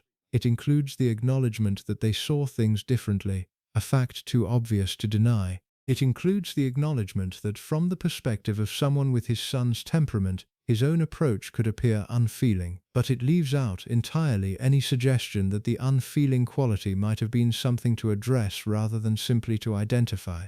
The framing presents the difficulty as a fixed feature of the natural order, a romantic son and a pragmatic father, two temperaments that simply do not align, no fault attached to either party. This is a comfortable framing for the parent. It is considerably less comfortable for the child who had to grow up inside it, with no available appeal to a higher authority who might suggest that the pragmatic father could perhaps have been less pragmatic, occasionally, in the presence of his romantic son. The most consequential expression of Philip's pragmatism in his son's upbringing, the decision that more than any other shaped Charles's adolescence and that Charles himself would describe, decades later, in the most explicit terms he ever applied to his early life, concerned the question of where Charles would be sent to school. The decision came due in 1962, when Charles was 13 years old. He had been at preparatory school, at Cheam, the same school Philip himself had attended 30 years earlier, and he was now ready for the move to a senior school. The decision about where that school would be was a significant one. Royal sons of Charles's generation had typically gone to Eton, the famous and historically prestigious boys' boarding school in the shadow of Windsor Castle, less than half an hour's drive from Buckingham Palace. Eton would have been the conventional choice. It would have placed Charles in close proximity to his family, in an environment that, while demanding, was at least familiar to many members of the British upper class who could have provided some context for his experience. Philip did not want Eton. He wanted Gordonstoun. Gordonstoun was the school Philip himself had attended in his late teenage years, after his initial period at the German school Schloss Salem had been cut short by the rise of Nazism, and the school's founder Kurt Hahn had relocated to Scotland. The school had, by 1962, developed a particular reputation in British educational circles. It was famous for its emphasis on physical hardship as a tool of character formation. Cold showers were mandatory, long runs in the rain were standard, the buildings were underheated, the dormitories were Spartan. The curriculum included substantial periods of outdoor activity in the often brutal Scottish weather. Hahn's educational philosophy held that these privations, applied to adolescent boys, would produce adults of unusual resilience and moral strength. Philip had thrived there. He had, by his own retrospective account, found in the school's harsh discipline exactly the kind of structure his unstable teenage years had needed, and he had emerged from it with the conviction that the methods he had encountered were not merely tolerable but actively valuable. He was sent to Gordonstoun and sadomasochistically enjoyed the cold showers, runs in the rain, corporal punishment and compulsory games, which he agreed made youngsters into self-contained, considerate and independent adults. The Spectator, the word sadomasochistically is the biographer's. It is not a word Philip himself would have applied to his enjoyment of the school's methods, but the word captures something accurate about the nature of the appreciation. There is a particular kind of person who, having survived a difficult environment, comes to value the environment specifically because of its difficulty, who internalizes the suffering as evidence of their own strength and the strength of the system that produced it, and who therefore advocates the same suffering for others as a form of beneficial preparation for life. Philip was that kind of person, and he had decided with the absolute certainty that characterized most of his decisions about his children that his son should attend the school that had served him so well. Charles arrived at Gordonstown in 1962 and almost immediately began to suffer. The suffering was not abstract, it was specific, daily, documented in the letters he wrote home and in the accounts that have since emerged from the people who were at the school during the same years. He was bullied, relentlessly, with the particular cruelty that boys of that age and that institutional environment can direct at a peer they have identified as different. He was a target precisely because of the qualities his father had been hoping to extinguish: the sensitivity, the gentleness, the inability to perform the rough confidence that the school's culture rewarded. The bullies recognized the qualities and exploited them, with the kind of focused intensity that schools of Gordonstoun's type, at that period in their history, did very little to prevent. He was also, structurally, set apart. He was the heir to the throne. The other boys knew it. The teachers knew it. The school's culture, which prided itself on treating all boys equally, could not actually treat Charles equally. The institutional weight of his position made genuine equality impossible, but it could, and did, treat him with a particular flat indifference that was meant to demonstrate the school's egalitarianism but that in practice deprived him of any of the special consideration his temperament most needed. He hated it. He hated it with a depth and a persistence that he was eventually willing to articulate publicly, in terms that left no doubt about the nature of his experience. He described the school in later interviews as Kolditz in kilts, a reference to the notorious German prison camp of the Second World War, repurposed by Charles to describe his own experience of the Scottish boarding school his father had insisted on. He later described it as a prison sentence, where he was a target for bullies. Prison sentence. The phrase is not the kind of phrase one applies casually to one's own education. It is the phrase one applies to an experience that has been in some essential way a punishment, an imposition of involuntary suffering, of indeterminate duration, in an environment from which escape was not available. Charles had, by his own account, served a prison sentence at Gordonstoun. The warden of the prison, in his understanding, was his father. He wrote to his family during his time there. The letters that have survived are heartbreaking in their restraint. He did not, as some children might have, simply complain. He did not throw himself on his parents' mercy. He had absorbed, from his earliest years, the family's general code about emotional display, and he attempted to write the kinds of letters that the code would consider acceptable. But the misery comes through anyway, in the small details, the references to the cold, to the homesickness, to the particular boys who had made his life difficult that week. He was suffering. He was, despite all his efforts to manage it within the family's conventions, asking for help. He did not get help, not from his father, who saw the letters as confirmation that the school was doing its job, that the discomforts Charles was reporting were precisely the discomforts that would in time produce the man Charles needed to become. not in any direct way from his mother, who had been raised in the same code and who believed by every available account that questioning Philip's decisions about their son's upbringing was not her role, not from the school, which had its own institutional reasons for not treating the heir to the throne as a special case requiring special intervention. He was left to survive it, and he did survive it. He emerged from Gordonstoun in 1967, at the age of 18, with a set of qualifications that allowed him to proceed to Cambridge, the first heir to the British throne ever to attend university, and with a permanent, unhealable resentment toward the man who had sent him to a school that had nearly broken him. The resentment did not in any obvious way blow up the relationship. Charles continued, across the years that followed, to interact with his father in the manner that the family's external presentation required. He was photographed alongside Philip at official events. He received his father's advice, given freely and frequently, about the conduct of his royal duties. He absorbed with the same techniques that the household staff had developed, the ongoing experience of having a parent who could not stop correcting him. But the resentment was there, beneath the surface, accumulating year by year. It surfaced in unexpected places. In 1994, when Charles participated in a televised biographical documentary directed by Jonathan Dimbleby, he was asked about his upbringing and offered a series of carefully phrased but unmistakably critical observations about his father's emotional unavailability. The documentary, and the accompanying authorized biography, produced a small public scandal, not because what Charles had said was extreme, but because the normally rigorous family discipline about not airing such matters in public had for once broken down. Philip was furious. He understood, correctly, that he had been criticized in a venue that he could not directly respond to without making the situation worse. He absorbed the criticism with the same impassivity he expected from his staff, and he never, by any account that has been published, spoke of it directly to his son again. The pattern continued.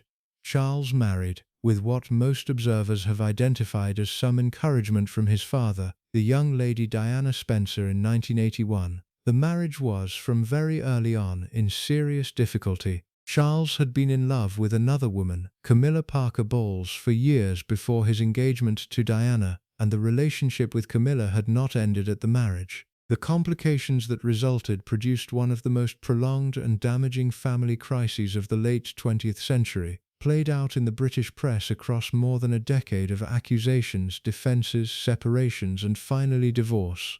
Charles emerged from the experience with a public reputation severely damaged and a private bitterness that was directed in significant part at the father he believed had pushed him into the marriage in the first place. Charles has also blamed his father for his marriage to Diana, which was doomed from the start. Whether the blame is accurate is a question on which serious people disagree. Philip did not, by the documentary record, force Charles into the marriage in any literal sense. What he did do, by Charles's own account, and by the accounts of those who observed the family during the period, was apply the kind of pressure that in a relationship of the kind he had with his son, was almost impossible to resist. He was impatient with Charles's prolonged bachelor existence. He felt that the heir to the throne should be married, should be producing children, should be settling into the kind of established adult life that the institution required of him. He communicated this impatience, in the way he communicated most things, with the bluntness that characterized his interactions with everyone. And Charles, having spent his entire life trying and failing to please this particular man, interpreted the bluntness as something close to a command. Whether it was a command in the strict sense is, as has been said, debatable. What is not debatable is that Charles experienced it that way. He experienced his father, in the period leading up to his engagement to Diana, as pushing him toward a marriage he was not certain he wanted, with a woman he was not certain he loved, in service of an institutional requirement that he was beginning to resent. He made the decision he made, and when the decision turned out, in time, to have been a disaster, the resentment toward his father expanded to include this final and most consequential addition. This was the inheritance that Charles received from Philip across the long decades of their relationship. The relentless correction of his sensitivity, the school that had felt to him like a prison, the marriage that had turned into a decade of public humiliation, the ongoing experience of being in some essential way the wrong kind of son for the kind of father he had been given. There is a further dimension to this story that requires, before we move on, some recognition. The dimension is this: the relationship, despite everything that has just been described, was not entirely without warmth. It was not in the simpler frameworks that would make the story easier to tell, a relationship of pure damage and pure resentment. There were moments, across the long span of Charles's adult life, when something genuine passed between him and his father. There were occasions when Philip, in the unguarded settings that occasionally occurred, expressed something approaching pride in his son. There were occasions, late in their lives, when the two of them found themselves on the same side of issues: environmental causes, the future of the monarchy, the particular pressures of public life that they had both in their different ways endured, and discovered that they could collaborate in a way that the earlier years had not permitted. When Philip died in April 2021 at the age of 99, the Charles who spoke publicly about him spoke with what observers identified as genuine emotion. He referred to his "dear Papa." He acknowledged, in terms that did not feel performed, the contributions his father had made to the family and to the nation. The tribute was not the tribute of a son who had nothing but resentment for his father. It was the tribute of a man who had, across a long lifetime, found his way to something more complicated than resentment, to the recognition that the father who had damaged him had also, in his particular and limited and wounded way, loved him. But the damage was real. The damage had shaped Charles's life in ways that no late-life reconciliation could undo. The man who became king in 2022 was, in significant measure, the man his father had made him, and what his father had made him was the careful, ironic, slightly defensive, slightly apologetic figure that the British public had come to recognize across decades of his public service. The hectoring had produced its predictable result.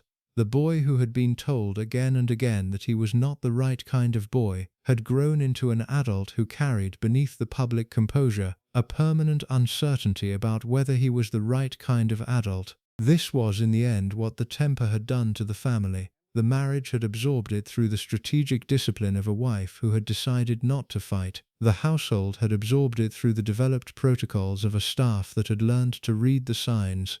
But the children, Charles in particular, but in different ways the others as well, had absorbed it in the place where absorption is most consequential, in their developing personalities.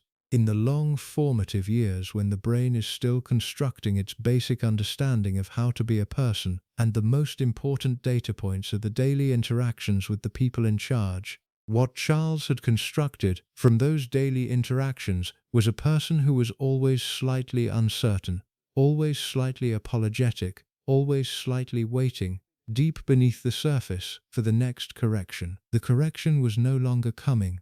Philip had died. The hectoring had stopped, but the architecture it had built remained, and would remain, for the entirety of Charles's life. In the part that follows, we move outward again, from the family to the public stage, from the private operations of the temper to its most visible expressions in the long and well-documented record of what Philip said in front of cameras and microphones across 7 decades of public life, to the gaffes that the press loved and the staff dreaded, to the comments that revealed more clearly than anything that happened in private what kind of mind was operating beneath the public role, and to the question, never quite answered, of whether the temper produced the gaffes or the gaffes produced the temper, or whether the two were finally the same thing, the same wound, expressing itself in whatever form the moment happened to allow. There is a particular dread that develops in the people responsible for managing a public figure with no internal filter.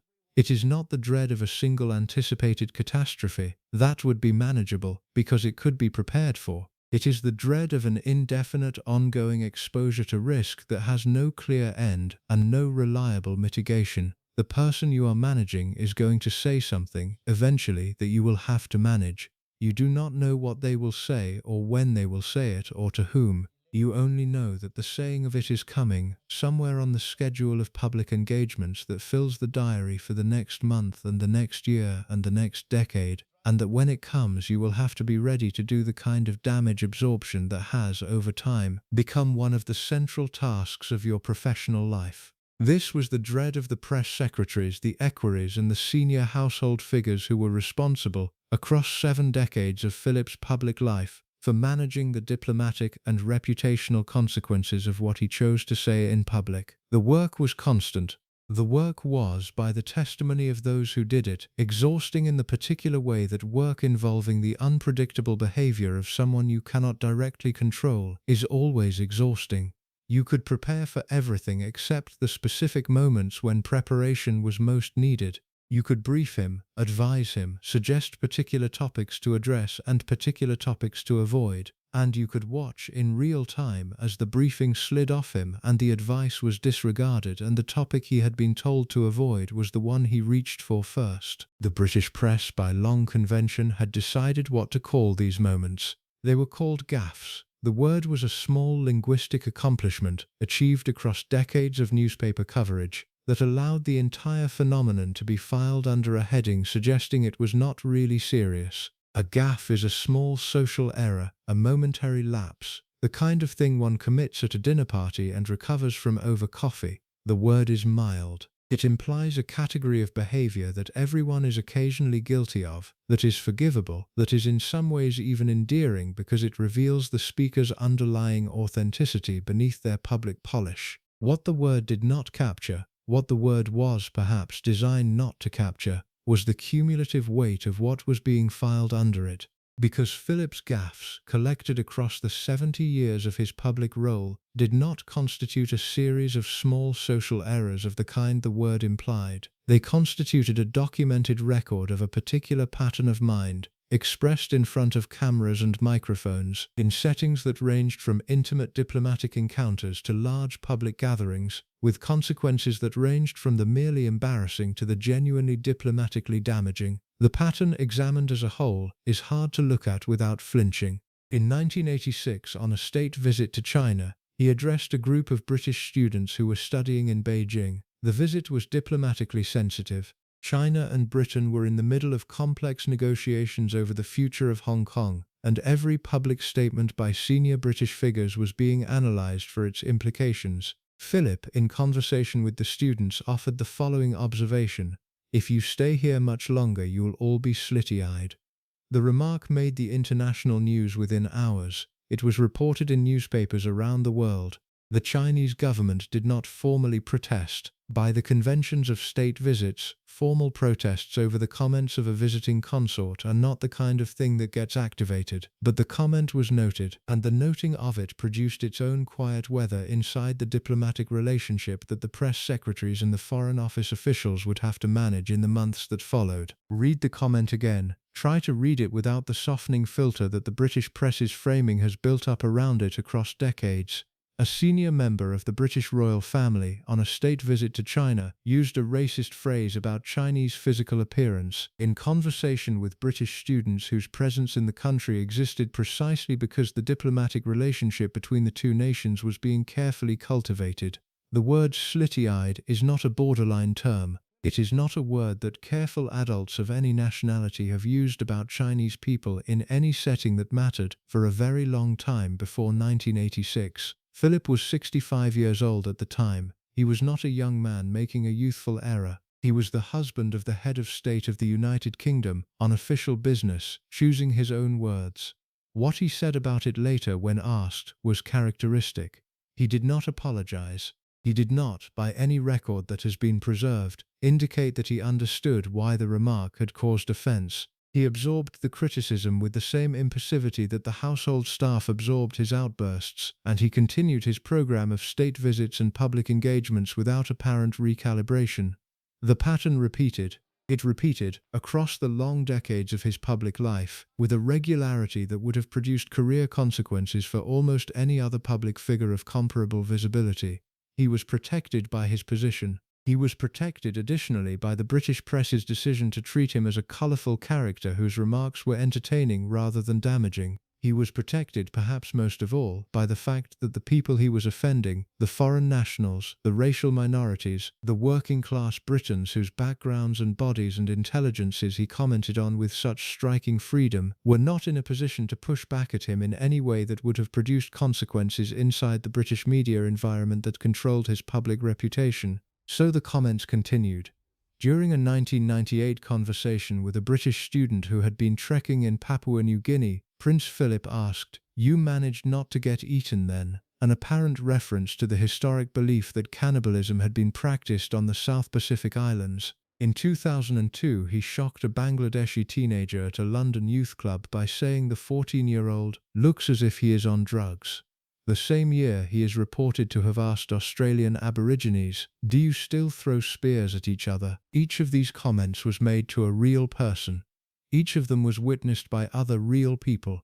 Each of them was reported in the British press with the same softening framing that had been applied to the comments before them. The suggestion that the Duke of Edinburgh had once again said something he probably should not have said, and that the recipient had probably taken it in the spirit in which it was intended, and that the whole thing was best understood as another of the colourful incidents that characterized his particular kind of unfiltered authenticity. The Bangladeshi 14-year-old did not, by any account that has been recorded, take the comment in the spirit in which it was intended. He was a teenager at a London youth club, attending an event that featured a visit from a senior member of the royal family, and he had been told, out of the side of an elderly white man's mouth, in front of his peers and the assembled adults, that he looked as if he was on drugs. He had not been on drugs. He had simply been a Bangladeshi teenager, in a room doing nothing in particular except being present. The remark was, in any reasonable analysis, both a public humiliation of the child and a deeply revealing comment about the assumptions Philip carried with him about young men of South Asian descent.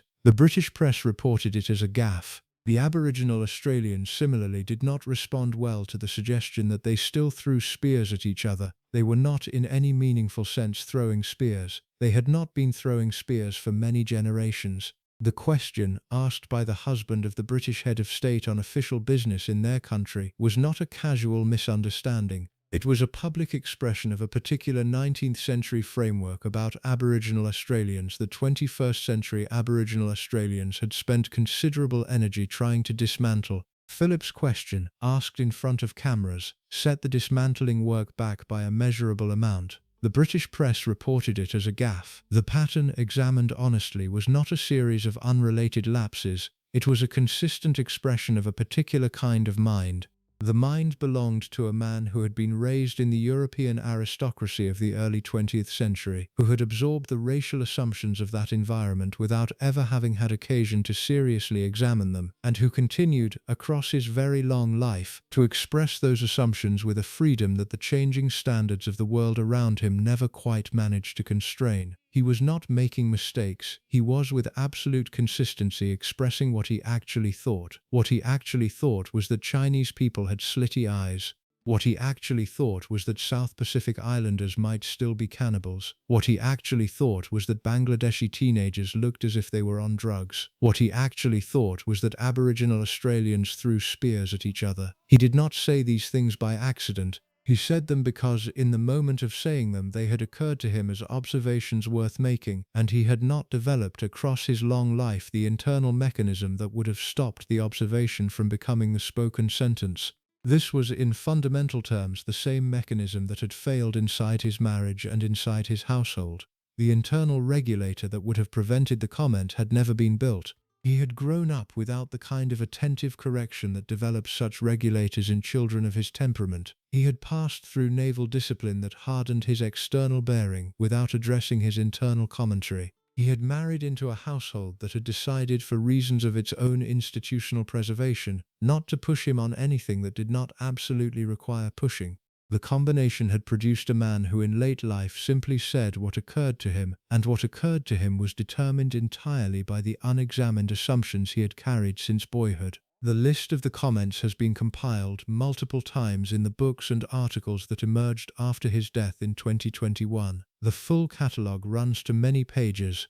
A representative sample, beyond those already mentioned. The Philippines must be half empty as you're all here running the NHS. On meeting a Filipina nurse at a Luton hospital in February 2013, Irish Examiner, how do you keep the natives off the booze long enough to get them through the test? To the driving instructor in Oban, Scotland during a 1995 walkabout. The London Economic, you are a woman, aren't you? In Kenya in 1984, after accepting a small gift from a local woman. Each of these comments has its own context. Each of them has its own specific recipient, a specific Filipina nurse, a specific Scottish driving instructor, a specific Kenyan woman who experienced the comment as a real person, not as a colorful entry in a future newspaper compilation. The Filipina nurse had given her professional life to the British National Health Service, in a country where she was a minority and where her work was not always given the public recognition it deserved, and she had been told by the husband of the British head of state that her country must be half empty because all of its people were in his country running his hospital.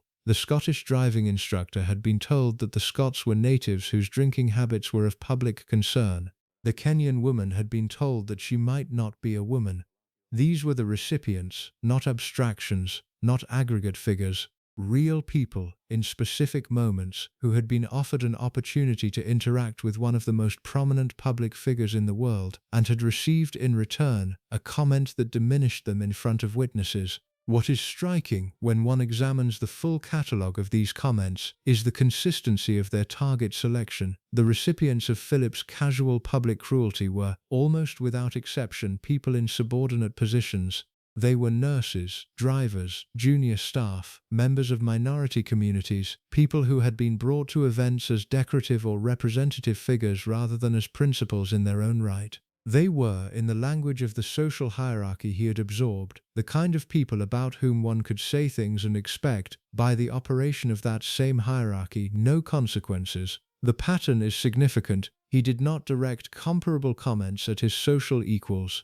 He did not in any documented instance tell a foreign head of state that they looked as if they were on drugs, or ask the President of France whether he had managed to avoid getting eaten on a recent trip. The temper, when it surfaced in public, surfaced consistently in the direction of people who were structurally unable to respond. This was not perhaps a deliberate calculation on his part. He was not strategically selecting safe targets. But the pattern of the comments suggests, at the level beneath conscious calculation, that something in him understood very clearly which directions of expression would produce consequences and which would not. The comments flowed in the direction of safety. The temper, when it surfaced where it could not be answered. There were occasional exceptions to this pattern, and they are illuminating. The most famous occurred in 2013, when Philip was attending an event at Buckingham Palace that featured Malala Yousafzai, the young Pakistani activist who had survived an attempt on her life by the Taliban in retaliation for her advocacy of girls' education. Malala was at the time 16 years old. She had become in the previous year one of the most internationally recognized human rights advocates of her generation, and she had been invited to the palace as part of an event recognizing the work of young people of similar conviction. Philip, in the course of the event, offered an observation about education. Children go to school because their parents don't want them in the house, prompting giggles from Malala Yousafzai, who survived an assassination attempt by the Taliban after campaigning for the right of girls to go to school without fear in October 2013. The remark was, in its context, almost spectacularly tone-deaf. Malala had nearly died for the right to attend school. She had survived a bullet to the head, fired at her on her way to a classroom, because she had refused to accept that girls in the Swat Valley should be denied the education that boys received. She was at 16 the global symbol of the value of school attendance, the living refutation of every argument that had ever been made for keeping children, particularly girls, out of education. And the husband of the British head of state had told her, in a friendly aside meant as a humorous social observation, that children went to school because their parents did not want them in the house. She giggled. The reports of the event are clear on this point. She was, in that moment, being polite. The kind of polite that a 16-year-old in front of a senior member of the British royal family at Buckingham Palace would understand to be required of her. The giggle was not amusement. It was social rescue work. She had been put by his comment in a position where any honest response would have been embarrassing, and she had selected the response that would allow the moment to pass without further damage. She protected him. She managed with the social skill that had developed in her from her own difficult youth, the exact same kind of damage absorption that the household staff had been performing for him for decades. The Malala incident captures, perhaps more clearly than any of the others, what was actually happening in these public moments. Philip was not simply making remarks, he was producing situations that other people then had to manage on his behalf. The recipients of his comments had to absorb them, recover from them, respond in ways that did not escalate them, and continue with their participation in whatever event was underway. The work of absorbing him had extended outward from the household and the family to the much larger group of people who, in any given week, would have the experience of being briefly in his presence. The protective system that surrounded him, the press secretaries, the equerries, the diplomatic staff, could only do so much. They could not be everywhere. They could not in real time prevent the comments from being made. They could only after the fact work to limit the damage. They had developed across decades an entire infrastructure of damage limitation, the carefully phrased non-apologies, the redirections of attention to other aspects of the visit, the quiet diplomatic communications after the fact that explained to the offended parties that the Duke had not really meant what he had been heard to mean, and that the relationship between the relevant parties was unaffected. This work was largely invisible. It produced no headlines because its purpose was to prevent headlines. The British public, encountering Philip's gaffes through the press's gentle reporting, had no idea how much work was being done behind the scenes to prevent each gaffe from becoming the diplomatic incident it could easily have become. The work was real, the work was constant, and the work was, in significant measure, the actual job of the senior household staff whose ostensible function was to support the Queen rather than to clean up after her husband. There was one further and quite specific category of public moment that requires examination because it captures something particular about how Philip's temper expressed itself in the very last years of his life. These were the moments captured at family events, moments that were not part of any official program, that were not strictly speaking diplomatic incidents, but that were nevertheless overheard and reported by the staff who were close enough to register them. The most striking of these occurred at the wedding of Prince Harry and Meghan Markle in May 2018. Philip was 97 years old. He had recently undergone hip replacement surgery, which had constrained his movements significantly. He had attended the wedding because his family role required it, and he had performed the role with the public composure that had become his trademark. The cameras had captured him processing into and out of the chapel with appropriate dignity. The public coverage of the event had recorded nothing untoward. But Grant Harold, the former butler whose memoir has provided so much of the documented account of the household's operation, was present in his professional capacity. And Harold has reported in his memoir what he heard Philip say in the moment after the public ceremony had concluded. Once all the formalities were over, we watched as the happy couple and then the other members of the royal family filed out of the chapel, Harold wrote. When Prince Philip came out, he turned to the Queen and said, "Thank fuck, that's over." The moment is small. It is also in its way complete. A 97-year-old man, at the wedding of his grandson in the public chapel at Windsor, immediately upon emerging from the ceremony, turned to his wife, the head of state of the United Kingdom, the bride's grandmother by marriage, the woman whose own wedding had been the equivalent royal event of the previous generation, and said, in the hearing of the staff who were close enough to record it, "Thank fuck that's over." The remark was not part of any public record. It did not appear in the press coverage of the wedding. It surfaced only because Harold, years later in his memoir, decided that it was worth preserving. But it captures with unusual precision the texture of who Philip was in private at the end of his life. He had attended the wedding because attendance was required. He had performed the public role because performance was required. And the moment the requirement was lifted, the first sentence he produced was an expression of relief that the requirement had ended, delivered in language that the family's external presentation had spent decades concealing he was capable of using. This is what the staff had been absorbing for 70 years, not just the famous gaffes that had made the international press, not just the marriage moments that had filtered out through the cousins and the long-serving courtiers, but the constant low-level production of comments like this one, comments that the public never heard, that the press never reported, that existed only in the auditory memory of the people who had been close enough to hear them and discreet enough not to repeat them while the speaker was still alive.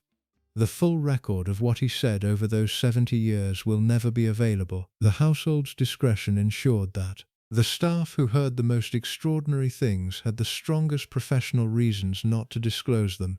What we have is the partial record, the comments that broke through into public reporting, the moments that biographers managed to verify with multiple sources, the occasional and limited disclosures of butlers and lady-in-waiting and cousins who eventually decided that their professional discretion had served its term. The partial record is bad enough. The complete record, if it could ever be assembled, would be considerably worse. The staff who absorbed the complete record carried it into their retirements and in most cases to their graves. They had been paid to absorb it. They had absorbed it. They had not by and large complained about absorbing it. But what they absorbed was real, and the realness of it shaped, in ways the public has only begun to glimpse, the actual texture of life inside the British royal household across one of its longest and most carefully managed reigns. In the part that follows, we move beneath the surface of the documented incidents to the question that has, throughout this examination, remained suspended above the material we have been examining, the question of what produced the temper. Not in the sense of identifying the historical events of his childhood, we have already examined those, but in the deeper sense of understanding what the wound, properly understood, actually was. What he was protecting himself from all those years. What the temper had been built originally to defend, because the comments and the outbursts and the long history of public gaffes were not in the end the actual problem. They were symptoms. They were the visible expression of something deeper that he had been carrying since the orange crate and the empty visiting days at Cheam, and that he had never, in his very long life, found a way to address directly. What that something was, and what it cost him and the people around him to leave it permanently unaddressed, is the subject we turn to next. There is a difference between understanding a person and forgiving them. The two operations are sometimes confused in popular discussions of difficult historical figures, as though to understand were necessarily to absolve. They are not the same operation. Understanding is the work of looking carefully at what produced a person, what shaped them, what made them the way they came to be. Forgiveness is a separate and additional act, available to the people who were directly affected by the person's conduct, and not something that can be performed on their behalf by historians or biographers or documentary makers attempting to give an honest account. This documentary has not been about forgiveness, it has been about understanding. And in this part, before we turn to the final accounting of what Philip's temper meant for the people who lived alongside it, we have to attempt the harder version of the understanding work, the version that asks not what he did, but what the wound that produced his doing actually was. What was beneath the temper? What was the temper, properly understood, defending him from? The conventional account, which has been circulating in the biographies for decades, is the one we have already examined: the childhood, the losses, the abandonment by the parents, the shuffling between relatives and boarding schools, the 5 years without contact with his mother, the sister Cécile lost in the plane crash, the funeral processions, the orange crate, the empty visiting days at Cheam. This account is true. It is also by itself slightly insufficient. Many people experience versions of childhood disruption and do not develop the particular pattern that Philip developed. Many people lose parents, lose homes, lose the structures of their early lives, and emerge with personalities that are not characterized by the specific kind of temper we have been documenting. What was specific to Philip's case? What was the precise shape of his particular wound, as opposed to the more general shape of childhood disruption? The answer, as far as the available evidence allows it to be approached, has to do with a category of psychological experience that the modern literature has only relatively recently developed adequate vocabulary for. The category is sometimes called ambiguous loss. It refers to the experience of losing someone who is not in fact dead, losing them in the sense that they are no longer available to you, no longer present in your life, no longer providing the relationship you needed from them, while still existing somewhere in the world, and still, technically, being your relative. Ambiguous loss, the literature suggests, is harder to integrate than ordinary bereavement. With death, the loss has a clear shape.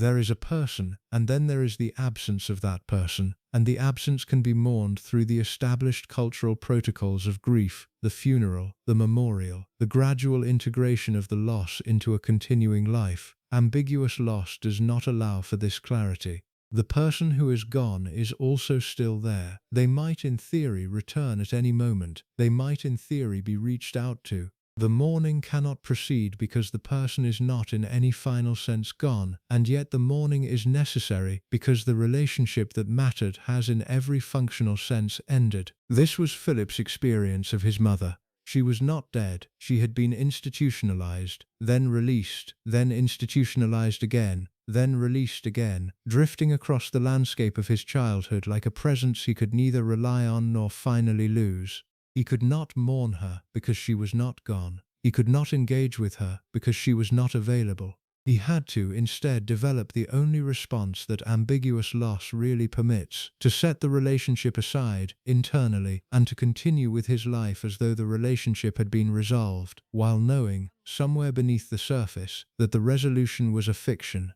This was also his experience of his father. Andrew, Prince of Greece and Denmark, was not dead. He was alive in Monte Carlo with his mistress, declining slowly toward the death that would arrive in 1944. He was reachable, in theory. Letters could have been written, visits could have been arranged. None of this happened. Or rather, nothing of substance happened. The formal contacts of two people who had once been father and son continued in the most attenuated form, but the actual relationship had been by the father's choice, dissolved into the same ambiguous category that the mother's illness had created. There, but not there. Available, but not actually available. Existing in the world, but not for the practical purposes of an 8-year-old boy who needed a parent, occupying the role. Children who experience this kind of multiple, simultaneous and ongoing ambiguous loss develop a particular set of psychological adaptations. The literature is clear on what those adaptations look like. They include an unusually intense self-sufficiency, developed because no one else can be reliably depended on. They include a strong intolerance for emotional vulnerability, both in oneself and in others, because vulnerability is what got you hurt in the first place and has to be guarded against permanently. They include a tendency to convert what would, in other people, be expressions of sadness or longing or grief into expressions of anger,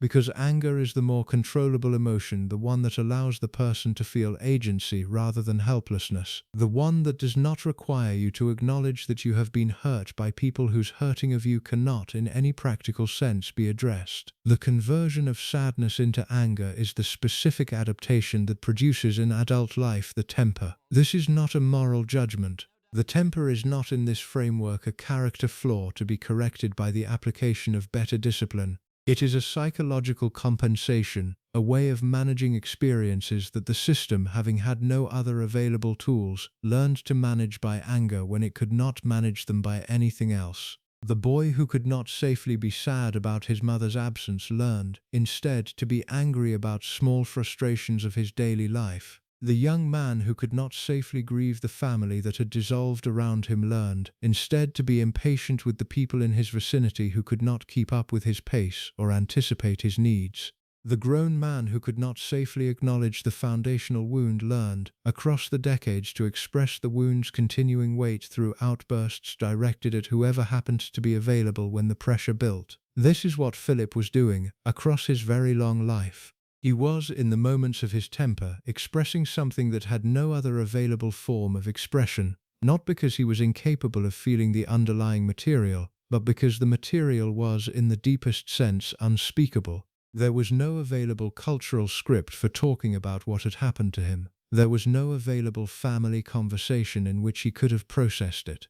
There was no available therapist, and even if there had been, he was not the kind of man in his time and class and temperament who would have considered going. The material was sealed inside him. It pressed against the walls of his containment. And the temper was the leak, the small, recurring, uncontrollable expression of pressure that the containment could not entirely manage. What is striking in the historical record is that he understood this, not in any formal psychological vocabulary, not in any framework that he would have recognized as accurate to his own self-understanding, But intuitively, in moments of unguarded reflection that have been preserved in the biographical record, he gave indications that he knew, somewhere beneath the surface of his usual self-presentation, that something in him was producing something he wished it would not produce. The most clear of these indications was the comment we have already cited, made to a family friend in a moment of unusual self-disclosure. Deep down, the prince was aware he could occasionally make hurtful comments, Lloyd explained.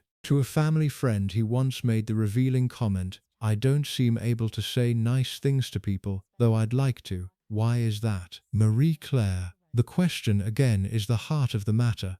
He wanted to say nice things, he could not say nice things, he did not understand why. If he had been able to investigate the question seriously, if his temperament had allowed it, if his era had encouraged it, if any of the available people in his life had been able to help him approach it, the answer would have been available. The answer was the same answer we have been examining throughout this documentary. He could not say nice things because saying nice things requires a particular kind of openness, a particular willingness to extend warmth toward another person, and the openness had been systematically closed off in him at the age when openness was supposed to be developing. He had been taught, by the experience of his early childhood, that the people you opened toward were the people who left you. The lesson had been thorough, the lesson had not been undone. And the consequence, 60 and 70 and 80 years later, was a man who genuinely wanted to say nice things and genuinely could not, because the apparatus that produces such things had been damaged before it could fully develop. There is a particular pathos in this. It is the pathos of a man who could see in his own conduct the evidence of a problem he could not solve. He was not, by every available indication, comfortable with what his temper produced. He did not enjoy hurting people. He did not in any sustainable way derive satisfaction from the moments when his outbursts had landed. The outbursts came, and they passed, and what they left behind in him was, by the testimony of those who knew him most closely, something closer to discomfort than pleasure. He had done something he had not entirely intended to do. He had hurt a person he had not intended to hurt. He had revealed something about himself that he would, in a different version of his life, have preferred to keep concealed, but the alternative was not available to him. The alternative would have required the kind of inner work that he was not equipped to perform. He had been formed in a culture, in a family, in a personality structure that did not include the tools for inner work of that kind. He had survived magnificently by not doing inner work, by absorbing what had happened to him and continuing, by refusing to be slowed down by the weight of what he had carried, by becoming the kind of man whose external achievements were so substantial that the question of his internal condition could be set aside as irrelevant. The strategy had worked in the limited sense of getting him through, but it had not and could not address the original material. The original material remained in him, pressing outward, expressing itself through the only channel that the system had left available, the temper, the gaffes, the moments of cruelty that he himself did not entirely understand and could not entirely control. There is something else to be said here, and it is harder to say cleanly. It concerns the relationship between the wound and the achievement. Philip was, by any reasonable assessment, a man of considerable accomplishment.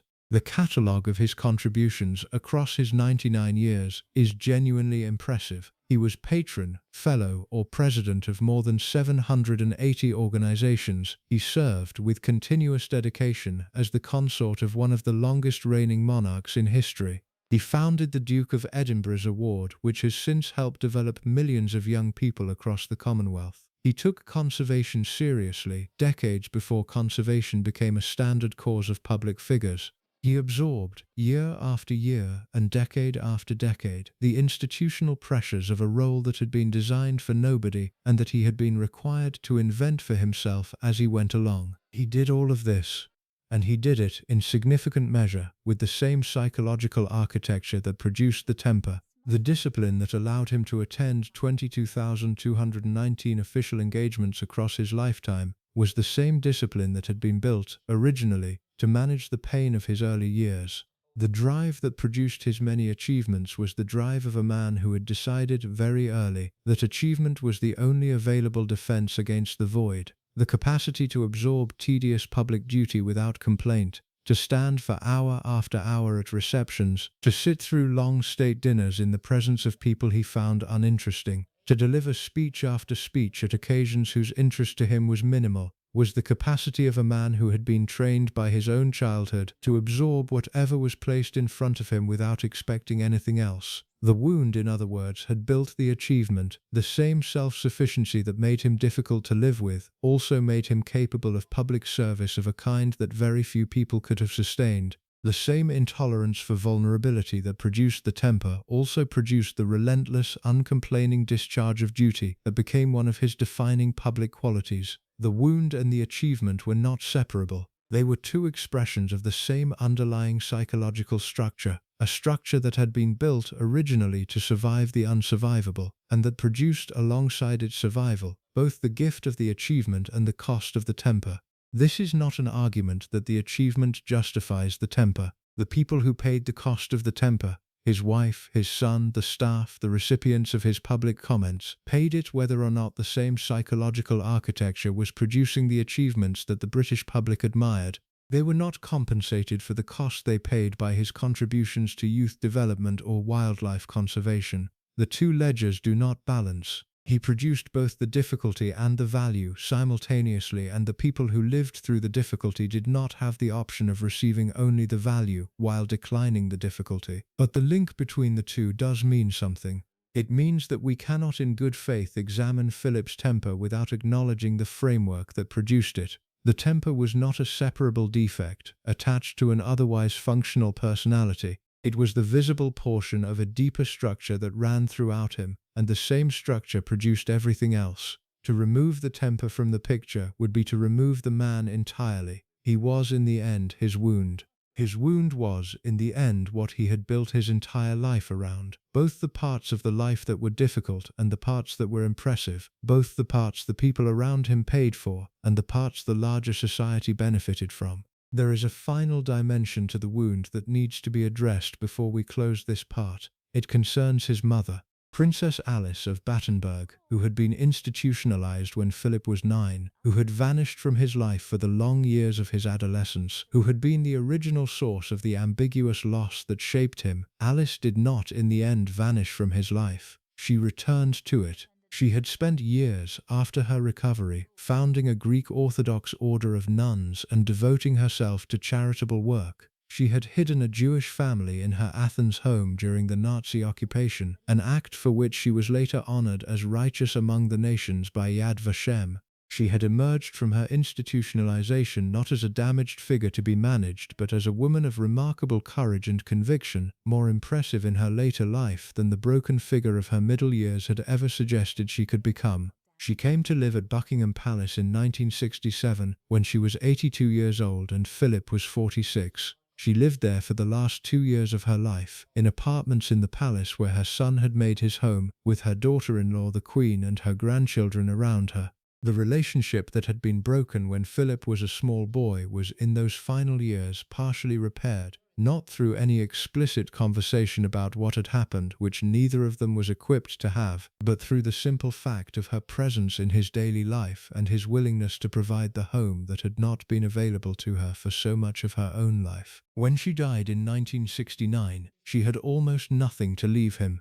She had given away most of her possessions to charity over the years. The few items that remained went to her family. What she had given him, in those final 2 years of proximity, was something different. She had given him the experience of having his mother near him, available, present in the ordinary daily way that mothers and adult children are present to each other. He had not had this for the previous 50-something years of his life. He had it now, briefly, before she was gone for the final time. There is no record of what he felt when she died. He was, by then, the man we have been describing, the man whose feelings were rarely accessible to other people and were not by his preference made available for public consumption. He attended the funeral. He performed the family role. He continued after the funeral with the same routine of public engagements and household management that had constituted his life for years. But somewhere beneath the surface, the foundational figure of his early wound had finally completed her departure, not ambiguously this time.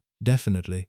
with the clean shape of death which permits the kind of mourning that ambiguous loss does not. Whether he allowed himself to do that mourning in the privacy of his own inner life is not something the historical record tells us. What the historical record tells us is that the temper continued. The pattern, established 60 years earlier, did not unmake itself in response to the eventual repair of the original relationship. The architecture had been built. The architecture remained. This is perhaps the deepest sadness of his story. He was given in old age something close to what the boy had needed. His mother came back to him. She lived in his house. She died there, with him present, in the kind of ending that allows for the integration of a relationship that the original disruption had prevented. He had the chance at 46 and 47 to receive some version of what had been taken from him at 8 and 9. And the receipt of it, as far as anyone could tell from the outside, did not change him. The damage had been done in a window that had closed long before.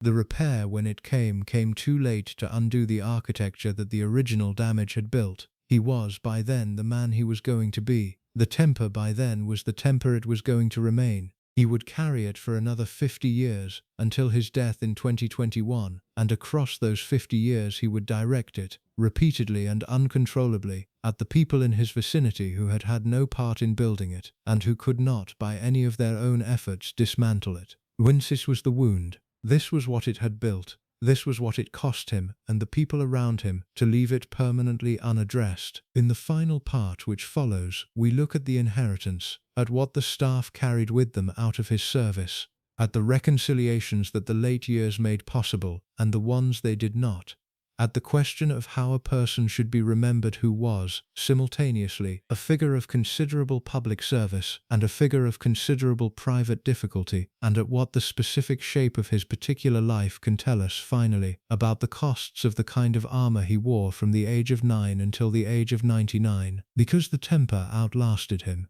Or rather, the consequences of the temper outlasted him. They are still being processed by his children and his staff and the people who knew him most directly in the years since his death. The processing is not complete. It may not ever be complete. What we can do, in closing, is offer some account of where the processing currently stands, and what it has so far revealed about what the man in the end actually was. There is a question that arrives eventually in any serious examination of a difficult life.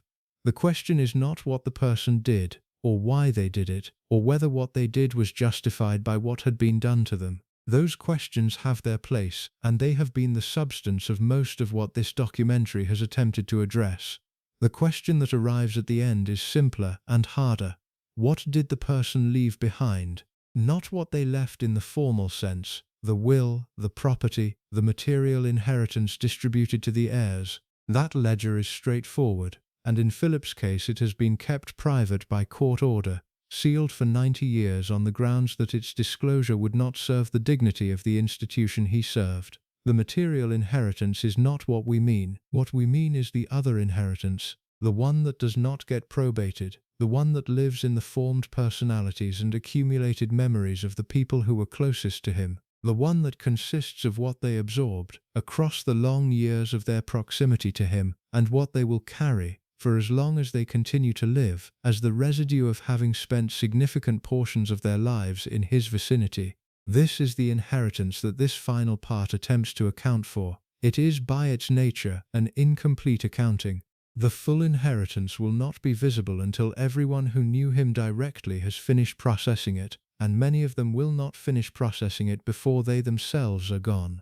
What we can offer instead is a partial picture of what the inheritance currently looks like 5 years after his death, the early stages of what will eventually be a much longer reckoning, conducted by people whose own remaining time is itself limited. Begin with the marriage. The marriage ended in the formal sense on April 9, 2021, when Philip died at Windsor Castle at the age of 99. He had been married to Elizabeth for 73 years and 4 months. It was by some considerable margin the longest royal marriage in British history. Elizabeth survived him by 17 months, long enough to celebrate her Platinum Jubilee, marking 70 years on the throne, but not long enough to see the end of the year that followed. She died on September 8, 2022. The two of them had spent more than 7 decades of their lives bound to each other, and the time between his departure and hers in the end was less than a year and a half. What the marriage looked like from inside in those last years has been described in fragmentary form by the staff who served them and by the family members who saw them together.